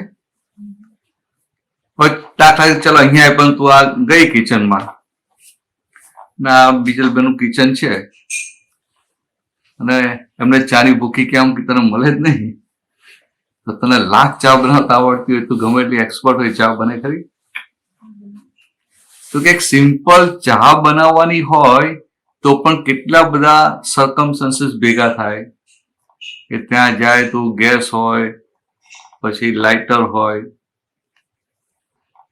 આ ઇન્ડિયામાં તો ગેસનો સિલિન્ડર હોય, સિલિન્ડરમાં ગેસ ભરેલો હોય, અથવા અહીંયા પાઇપલાઇન હોય તો લાઈન ચાલુ હોય. તપેલી જોઈએ, પાણી જોઈએ, ખાંડ જોઈએ, ચા જોઈએ, દૂધ જોઈએ, પછી કપ રકાબી જોઈએ, પછી ગળણી જોઈએ. પછી આમ જોવા જઈએ તો તું તને લાગે હું અત્યારે જઈને ચા બનાવી આવું, પણ તારી તબિયત સારી નથી, ઉભા જ નથી રહેવાતું, તો તારી લાખ ઈચ્છા તો ચા બને? હવે બીજી રીતે જોઈએ કે ચાલ તને ચા બનાવતા આવડે છે, આ બધા સંજોગો છે, તો કોઈ પીનાર નથી, ચા બનાવશે? લાવ બનાવીને મૂકી રાખીએ, કોઈ આવશે તો આપી દઈશું. ના, આપણે ગુજરાતીઓ બહુ પાકા, એવો વેસ્ટેજ ના કરીએ.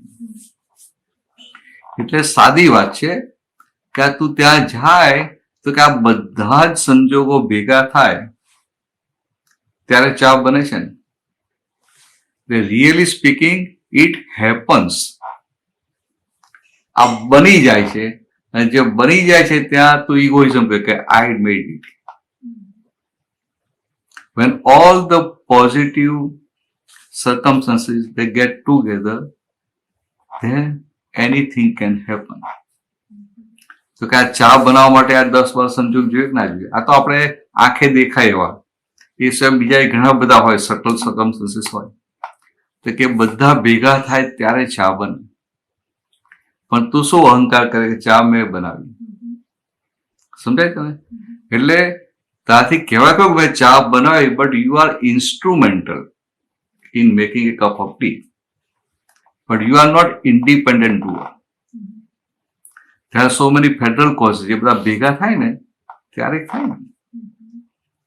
એટલે તમે સમજાયું કે ચા બનાવવાની તારી સ્વતંત્ર શક્તિ નથી, યુ આર નોટ ઇન્ડિપેન્ડન્ટ. બરાબર છે કે ચા બનાવવાની સ્વતંત્ર શક્તિ નથી, પણ ચા બનાવી તારી સ્વતંત્ર શક્તિ ના હોય તો બીજા કોઈની હોય ખરી? એટલે કોઈ વ્યક્તિએ તને ચા પીવડાવીને ચા બહુ સારી ના હોય તો તાથીને બ્લેમ ના કરાય. ખ્યાલ આવે છે તને કહેવા માંગુ છું? હવે આ તો ઇન પ્રિન્સિપલ મુદ્દા સમજાવું છું. Principal means applicable everywhere. Any principal means applicable everywhere, in US, in India, anywhere. તો કોઈએ તારું ઇન્સલ્ટ કર્યું તો ઇન્સલ્ટ કરવાની પણ એની સ્વતંત્ર શક્તિ છે ના? કેટલી બધી સિચ્યુએશન, સર્કમસ્ટન્સ ભેગા થાય ને ત્યારે એને પેલું પ્રેશર વધી જાય, કુકરમાં પ્રેશર વધી જાય, સીટી વાગી જાય. સમજાય? તો કે એને એવું નથી કે એને ઇન્સલ્ટ કરવું છે, ભાઈ સંજોગો જ એવા ભેગા થાય કે એને તારું ઇન્સલ્ટ કરવું પડે. Means he is instrumental in insulting you. પણ આપણા ભાન ના હોય એટલે સામી વ્યક્તિ છે ઇન્સ્ટ્રુમેન્ટ, નિમિત્ત છે, નૈમિત્તિક કરતા છે, પણ આપણને શું લાગે કે હી ઇન્સલ્ટેડ યુ. સમજાય? હવે આ ભગવાન રામ હોય કે ભગવાન કૃષ્ણ હોય, એમની વિઝનમાં કેવું હોય કે સે somebody insulted ભગવાન રામ. એવું બને ને? આ તો ખાલી ઇમેજનરી એક્ઝામ્પલ આપું કે ભગવાન રામનું કોઈ અપમાન કર્યું તો ભગવાન રામની અંદર શું રહે ખબર છે? એમની અંદર જાગૃતિ, અવેરનેસ કેવી હોય કે the person who is insulting me actually he is instrumental. Postman છે એમ પેલો ઇન્સ્ટ્રુમેન્ટલ શેમાં? Instrumental in relieving me from my past heavy karma. Means he is obliging me. સમજાય? તને તારું કોઈ પણ અપમાન કરે કે તને કોઈ પણ રીતે દુઃખ આપે તો કે એ વ્યક્તિ આપણા માટે, એ આપણને આપણા પાછલા ભારે કર્મોમાંથી મુક્ત કરે છે. હવે મુક્ત તો કરે છે પણ એને તો આવું બધું ભાન નથી, એટલે પોતાના માટે તો બગાડે છે ને. એટલે પોતાનો નવો ભાવ બગાડે છે, એટલે કે પોતે લોસ કરી અને આપણને પ્રોફિટ કરાવે છે, આપણને પાછલા દેવામાંથી મુક્ત કરે છે. That means that person is obliging you. You must be grateful two that person. આવી ભગવાનની દ્રષ્ટિ હોય. સમજાય તમે? ખાલી આ સમજી રાખવાનું, કરવાનું નથી આપણે, બધું ખાલી સમજી રાખવાનું કે આવું હોય. ઠાકોરભાઈ બરાબર છે ને? આપણે કઈ ભૂલ થઈ કહેજો. તમે બહુ જૂના કહેવા બધા. હવે આપણે કોઈ કામ બગડી જાય ને બધા બ્લેમ કરે ત્યારે આપણે એવું મનમાં રખાય કે હું તો ખાલી ઇન્સ્ટ્રુમેન્ટ. આ કેવું છે, અંદર આપણે સમજીએ કે હું આ ઇન્સ્ટ્રુમેન્ટલ છું, અને સાથે અંદર એવું પણ રાખવાનું કે આ બધા બ્લેમ કરે છે, આ બધા નુકસાન થયું, પ્રોબ્લેમ થયો ત્યારે ને તો કે મારું એવું હોવું જોઈએ કે મારાથી કોઈને પ્રોબ્લેમ ના થાય. સમજાય? એટલે આપણે પછી એ બધાને જે બ્લેમ હોય ને એ બધા અંદર ભગવાન ખાય તો ભગવાનની માફી માંગી લેવી. ભાઈ આ મારા નિમિત્તે તમને આજે દુઃખ થયું ને એના માટે હું માફી માંગુ છું. એટલે આપણું ખાતું ચોખ્ખું થઈ જાય. એમ કદાચ પૂરેપૂરું ચોખ્ખું થાય એટલે આપણે છૂટી જઈએ. પ્રોટેક્શન નાખ્યું એટલે ભૂલનું પ્રોટેક્શન. હા, બહુ મોટો પોઈન્ટ જો હું ચૂકી ગયો હતો કે પ્રોટેક્શન ના કરે. તું એમ કે I am instrumental, then you are protecting yourself. ઉપરાણું. ભૂલ એક્સેપ્ટેડ. એટલે શું હોય, પહેલું તો આપણી ભૂલનો સ્વીકાર થવો જોઈએ. ઇન્સ્ટ્રુમેન્ટલ 100% છે. તારાથી કોઈને નુકસાન થયું ને કે તારાથી કોઈનું અપમાન થઈ ગયું, ડેફિનેટલી 100% યુ આર ઇન્સ્ટ્રુમેન્ટલ. પણ સામી વ્યક્તિ પાસે આ જ્ઞાન છે નહીં ને, એટલે એ તો તારી પર બ્લેમ જ કરશે ને. એટલે એ તારી સાથે રિવેન્જની ભાવના બાંધશે. સમજાય? એટલે રિવેન્જની ભાવના બાંધે, એ ના બાંધે એના માટે શું કરવાનું કે આપણે આને કહેવાનું કેતનને, ભાઈ કેતન તારે જ મોક્ષ જોયું, તારે છૂટવું છે ને. ચેતન આ બંને ભેગા છે. આ એક ચેતન છે ને એક કેતન છે. તો આ તારે કહેવાનું કે ભાઈ તારે છૂટવું છે ને, ચાલ કે તું પણ માફી માગી લે. એટલે આપણે મનમાં માફી માગી લેવી. તો આ માફી માગે એટલે શું થયું કે whatever happen you are not justifying it.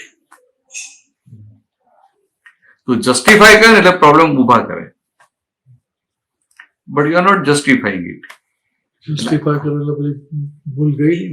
હા, જસ્ટિફાઈ એટલે ભૂલનું પ્રોટેક્શન થયું.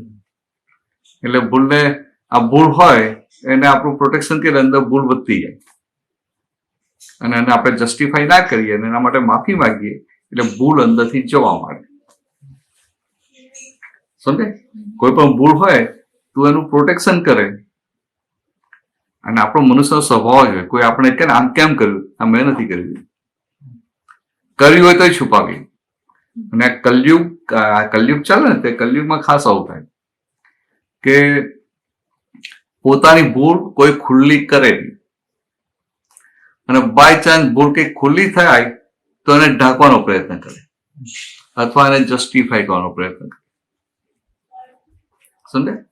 આ દાખલા એક દાખલો આપું કે કોઈનું ખૂન કર્યું હોય અને પછી કોર્ટમાં જજમેન્ટ આવે કે આને ફાંસીએ ચડાવવાનું, કે આને આ બહુ નિર્દય રીતે ખૂન કર્યું છે, આ છે તો એને હેંગ ટીલ ડેથ જજમેન્ટ આવી જાય. પછી કોઈ રિપોર્ટર એને પૂછવા એનો ઇન્ટરવ્યુ લેવા જાય તો રિપોર્ટર પૂછે કે આ તમે આજે ભૂલ કઈ, તમને દુઃખ થાય છે? પેલો શું કે મારી જગ્યાએ તમે હોત ને તો તમે ખૂન કર્યું હોત. સમજાય? એક સમજ. એટલે આ જગતમાં કોઈને પોતાની ભૂલનો સ્વીકાર ના થાય. આપણને આપણી ભૂલનો સ્વીકાર થવા માંડે ને એટલે માયલા ભગવાન ખુલ્લા થવાની શરૂઆત થઈ ગઈ. લાગે બહુ સિમ્પલ, પછી તો ભલે ને ભક્તિ ના કરતો, મંદિર ના જતો હોય, પણ પોતાની ભૂલનો સ્વીકાર કરતો થઈ ગયો એટલે માયલા ભગવાન ખુલ્લા થવા માંડશે, એની પણ આવરણ ઓછા થવા માંડે. એટલે તો સમજ્યો આ વાત? જનરલી આપણે આપણી ભૂલોને પ્રોટેક્શન કરીએ, જસ્ટિફાઈ કરીએ, અને તો કેટલાક પાવરફુલ હોય ને તો તું મારી એક ભૂલ બતાવે, હું તારી સામે 10 ભૂલ બતાવું અને દબાઈ દઉં. આવું હોય એમ. આપણે ગુજરાતીઓ તો બહુ પાકા હોય. આપણા અહીંના લોકો સીધા હોય, ભૂરિયા હોય ને બહુ સીધા હોય, એ તો ફટ સોરી કહી દે, અને એ લોકો સોરી કરે એટલે એમને ફૂલ સ્ટોપ આવી જાય. અને આપણે કોઈ સોરી કીધું હોય ને તો ભાઈ પાછું 2 દિવસ પછી કરીએ, 3 દિવસ ફરી વાત કરીએ. હું નાઇજીરિયામાં જોઉં ને તો ત્યાંના માણસો આમ સીધા, બહુ સીધા, આમ ડેન્જરસ પણ આમ બીજી ને સીધા. મને બહુ ફાવે. તો એક સ્ટાફમાં એક ભાઈ એક હતા, તેને કઈ ભૂલ કરી હશે એટલે એના બોસે એને ખખડાવ્યો, ફાયરિંગ આપ્યું. પેલા કીધું કે આઈ એક્સેપ્ટ કે આઈ એમ સોરી. પછી 4-5 દિવસ ફરી પછી જાતું કામ કરવાનું હતું તો પેલા એના બોસે કહ્યું જો આખરે ભૂલ ના કરતો એમ. કેમ? તો પેલા કહ્યું કે મેં તમને ઓલરેડી સોરી કહી દીધું છે. હવે આવું કેમ બોલે છે તો કે એને જેવું સોરી કીધું એના માટે ચેપ્ટર ક્લોઝ થઈ ગયું. અને આપણે ઇન્ડિયન સોરી કહીએ ને પણ અંદર એક્સેપ્ટન્સ ના હોય, એક્સેપ્ટન્સ ના હોય. એટલે આ બહારના લોકોની વાત જુદી છે, એ લોકો બહુ સીધા, આપણે થોડા વાંકા, કોમ્પ્લિકેટેડ. બહારથી સીધા દેખાઈએ અને અંદરથી કોમ્પ્લિકેટેડ હોય. અને આવું બધું કરીએ એટલે અંદરથી સીધા થવા માંડે. પણ આ બધા કરતા આપણે આપણું ડેવલપમેન્ટ મોટું કહેવાય. આ લોકોનું રિવોલ્યુશન ઓફ માઇન્ડ એટલા ફાસ્ટ ના હોય, આપણા બહુ ફાસ્ટ હોય. એટલે આ લોકોના લેવલમાંથી આપણે ડેવલપ થાય ને ત્યારે આપણે જો ક્રિકેટ માઇન્ડ આવે, કોમ્પ્લિકેટેડ, બધું ટ્રીક બાજી બધું આવે ને શોર્ટકટ ને બધું જ. આપણા લોકોને બધી વસ્તુમાં શોર્ટકટ જોઈએ ના જોઈએ? શોર્ટકટ જોઈએ ને? ના જોઈએ શોર્ટકટ. પૈસા કમાવા એમાં શોર્ટકટ જોઈએ. અરે હું ગાડી લઈને નીકળ્યો હોઉં ને, અહીંયા તો ના કરું પણ ઇન્ડિયામાં હોય રેડ સિગ્નલ હોય તો એમાં શોર્ટકટ જોઈએ ના જોઈએ? હું જોઈ લો આજુબાજુ કે પોલીસ નથી, કોઈ ગાડી આવતી નહીં, ચલાય. હા, કેમેરો નથી, બધું. હવે આ બધા માટે મારે કેટલું એલર્ટ થવું પડે ને. એટલે એ ઇન્ડિયામાં હોય ને એટલે એલર્ટનેસ વધી જાય. અને અહીંયા શું હોય કે તમારે એ જે મિકેનિકલી ફોલો જ કરવાનું,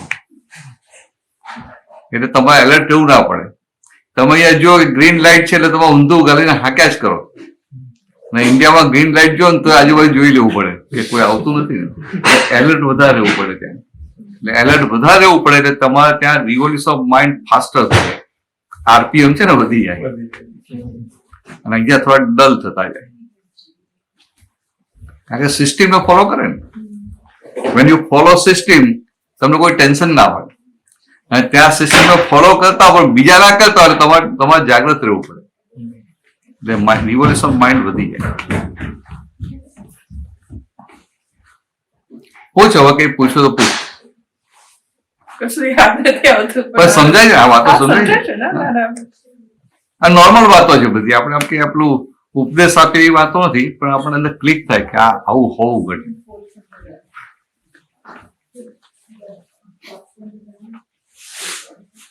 રિવોલ્યુશન ફાસ્ટ થયા એટલે AI આવ્યું, right? રિવોલ્યુશન ફાસ્ટ થયા એટલે AI આવ્યું, AI હા. ટેકનોલોજી પણ એઆઈ ને શોધનાર આપણે ઇન્ડિયન ને પાછા. એટલે જ ને.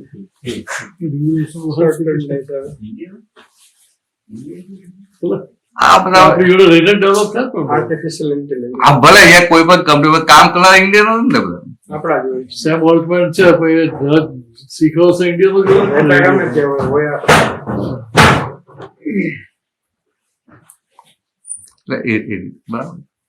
એટલે આ તો શું છે કે પણ આપણે અહીંયા આવીએ ને, આ લોકો સાથે કામ કરીએ ને, એટલે આપણી સાથે રહે એટલે એ લોકોના રિવોલ્યુશન તો ફાસ્ટ થતા જાય. આપણે ધીરા થાય ને પણ. આપણા ધીરા રહે શોર્ટ. તમે અહીં આવો એટલે તમે ધીરું જ થઈ જાય કે અમુક એલર્ટનેસ રાખવી જ ના પડે. ઇન્ડિયામાં તમે કોઈ સાથે ડીલિંગ કરતા હો ને, હારું એ બોલતો હોય જુદું અને અંદર જુદું હોય તો બહુ એલર્ટ રહેવું પડે. અને અહીંયા તો આપણે કીધું આમ એટલે આમ ને આમ એટલે આમ. જર્મની હતો ને, સત્સંગ પૂરો થયો, એ જર્મન લોકો હતા 7-8 જણા આવેલા, એટલે એક કોલેજમાં પ્રોફેસર હતા. પછી મને મળવા આવ્યા, એટલે એને મને કીધું કે તમે ફરી ક્યારેય પણ આવો મને ઇન્ફોર્મ કરજો, આઈ વિલ એટેન્ડ.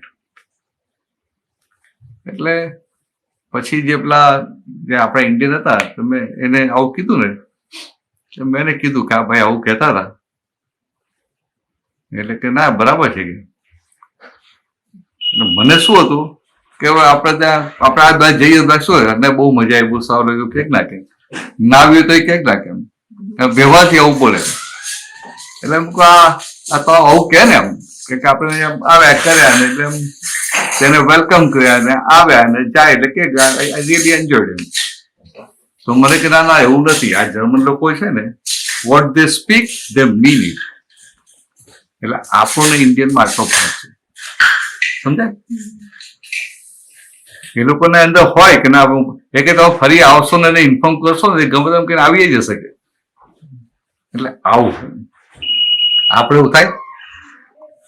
આપણે તો બોલતા પેલા વચ્ચે પછી આમ પ્રોટેક્શન મૂકી દઈએ ભાઈ જો હું આવીશ તો ખરો, કઈક બીજું કામ નહીં હોય ને તો આવીશ, કે મારે બહુ બધા કામ હોય છે, હું ફ્રી હોય તો ચોક્કસ આવીશ. કાલે મેં નતું કીધું. હા હા મેં તો કહ્યું હતું તો બી નથી આવી. મેં કહ્યું હતું કે હું આવીશ કાલે. હા એ તો બને નો વાંધો નહીં. અમે કાલે કીધું હતું હું નથી આવવાનું, તો તમે નામ એન્ડ કેમ આવી ગયા? તો આવું કીધું. એ શું એ એમની વેબસાઇટ કરે કે હું હા પણ કદાચ મારાથી ના જવાય તો સમજે. એટલે ભાઈ તો આ કેવું હોય કે આ સારા કામમાં એકવાર હા પાડી દેવાની. આપણે હા પાડીએ ને એટલે ભાઈ કુદરત ધીરે ધીરે સંજોગ ભેગા કરે, સહી થઈ ગયું. આપણે સહી કરીએ એટલે. પણ આપણે કહ્યું ના હું નથી જવાનો તો પછી એ સંજોગ આપણે આપણા તરફથી જે એવિડન્સીસ છે ને, જેમ ચા બનાવવા બધા એવિડન્સીસ ભેગા થાય ને, તો આપણા તરફથી ડોમિનેટિંગ એવિડન્સ વીક થઈ ગયો કે ભાઈ માથી કાલ નહીં હોય. પછી આપણે આપણું પછી બહુ ચાલે એટલે કે ના I will try my best એમ ઓકે ભાઈ.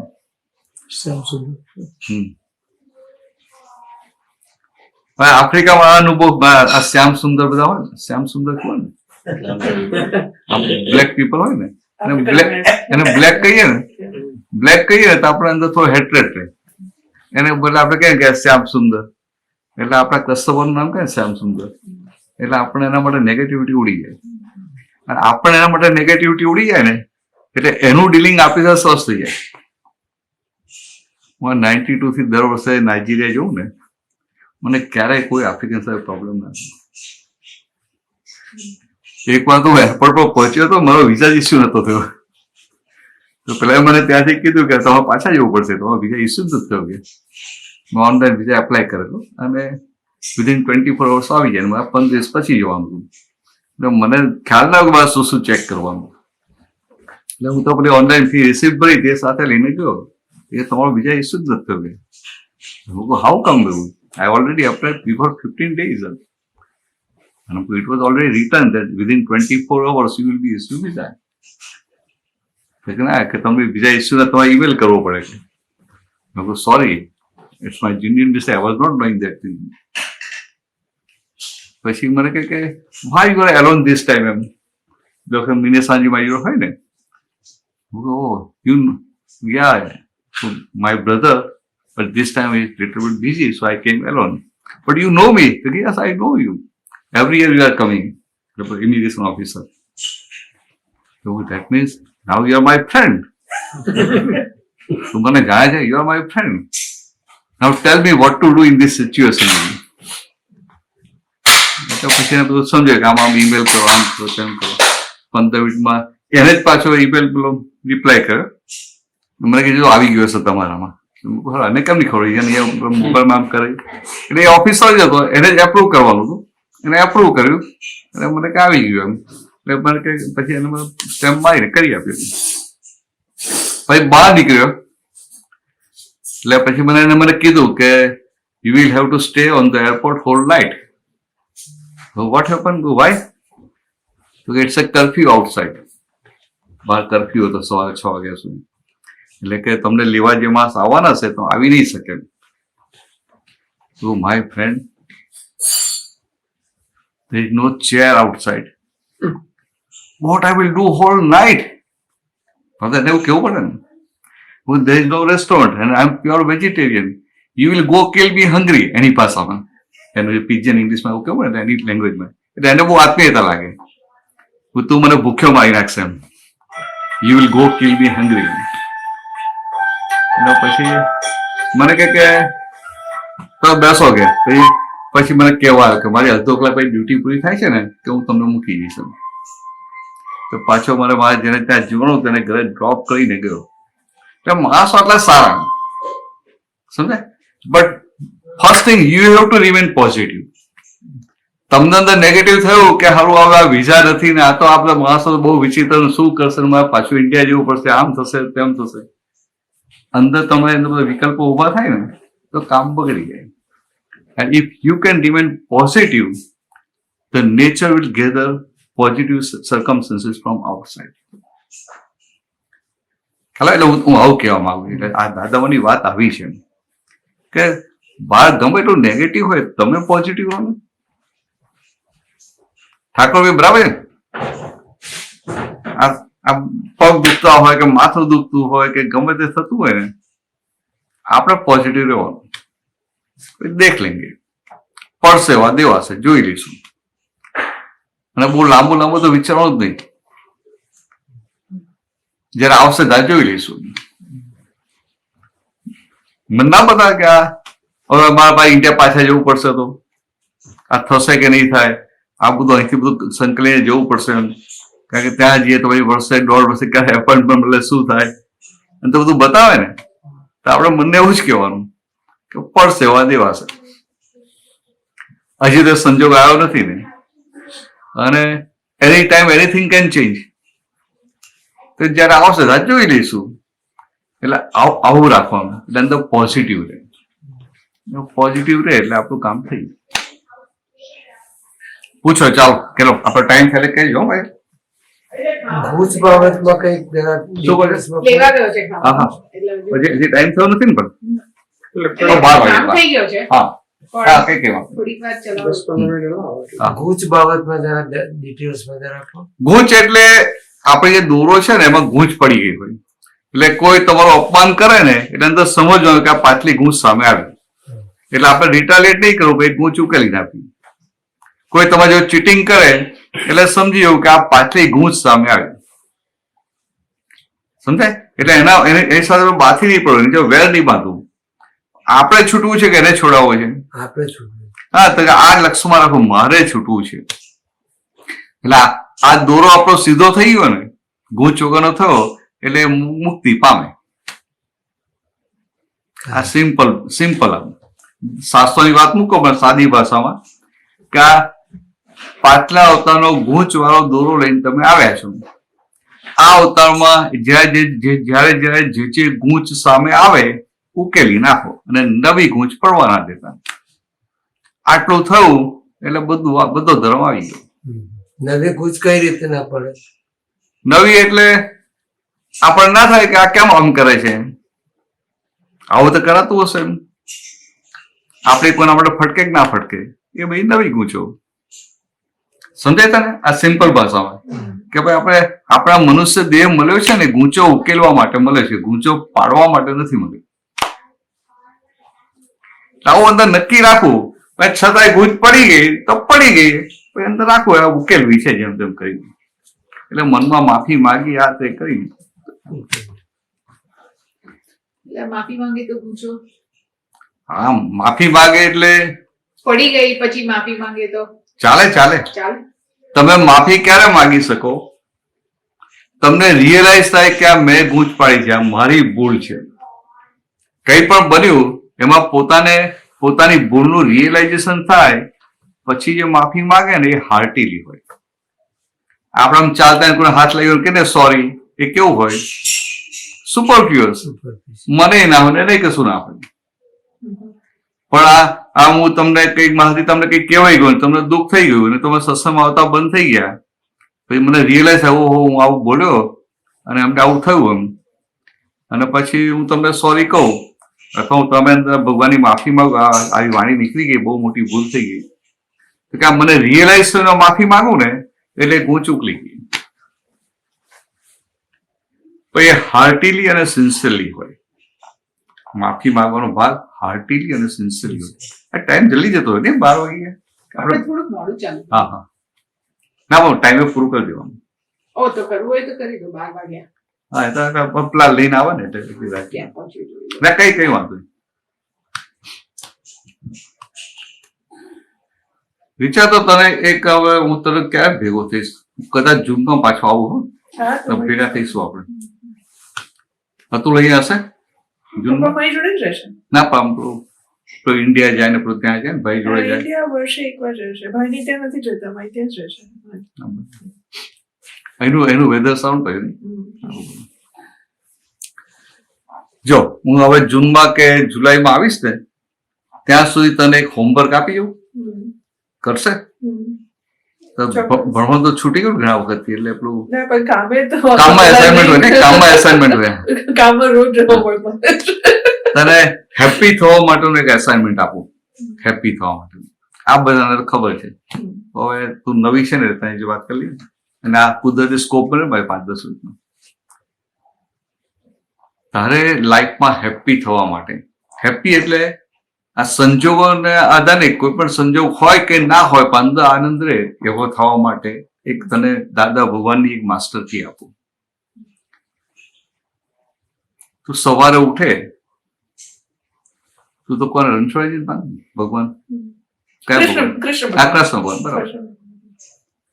હવે મારા ગામની ડાકોર નહીં એટલે ડાકોરમાં રણછોડાઈ ગઈ. તો તારે સવારે ઉઠે એટલે કૃષ્ણ ભગવાન પાસે 5 વાર શક્તિ માગી લેવાની.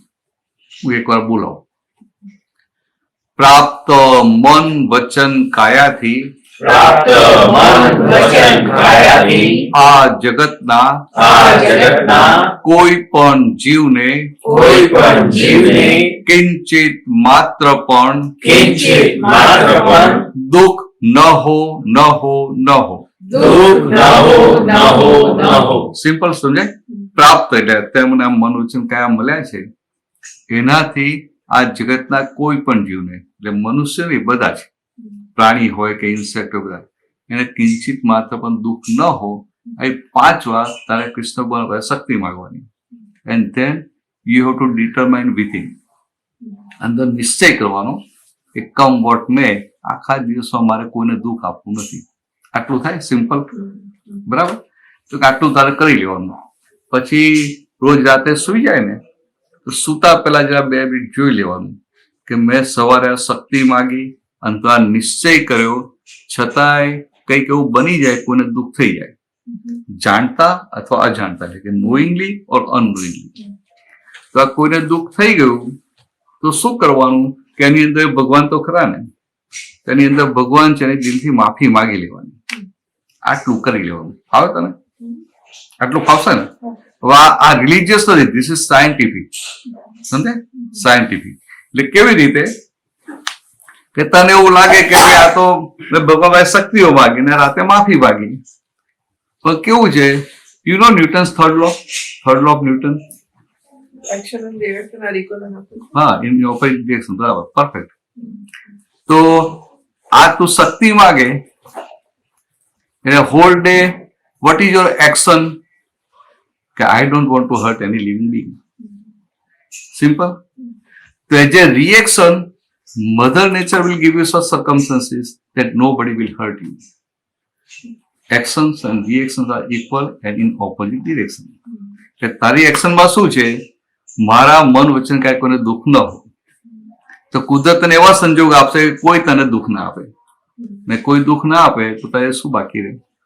હેપીનેસ, સુખ. સિમ્પલ છે ને? એટલે આ છે સાયન્ટિફિક. આમ લાગે religious, but really speaking it is scientific.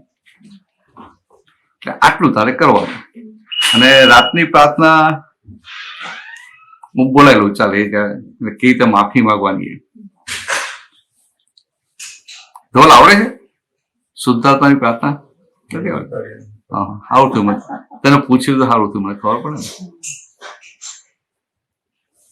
એટલે આપણી અંદર જે ભગવાન છે ને,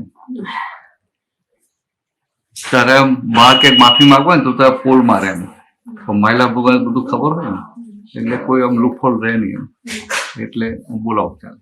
હે અંતર્યામી પરમાત્મા, હે અંતર્યામી પરમાત્મા, આપ દરેક જીવ માત્રમાં આપ દરેક જીવ માત્રમાં બિરાજમાન છો, બિરાજમાન છો, તેમજ મારામાં પણ બિરાજેલા છો. તેમજ મારામાં પણ બિરાજેલા છો. આપનું સ્વરૂપ આપનું સ્વરૂપ તે જ મારું સ્વરૂપ છે.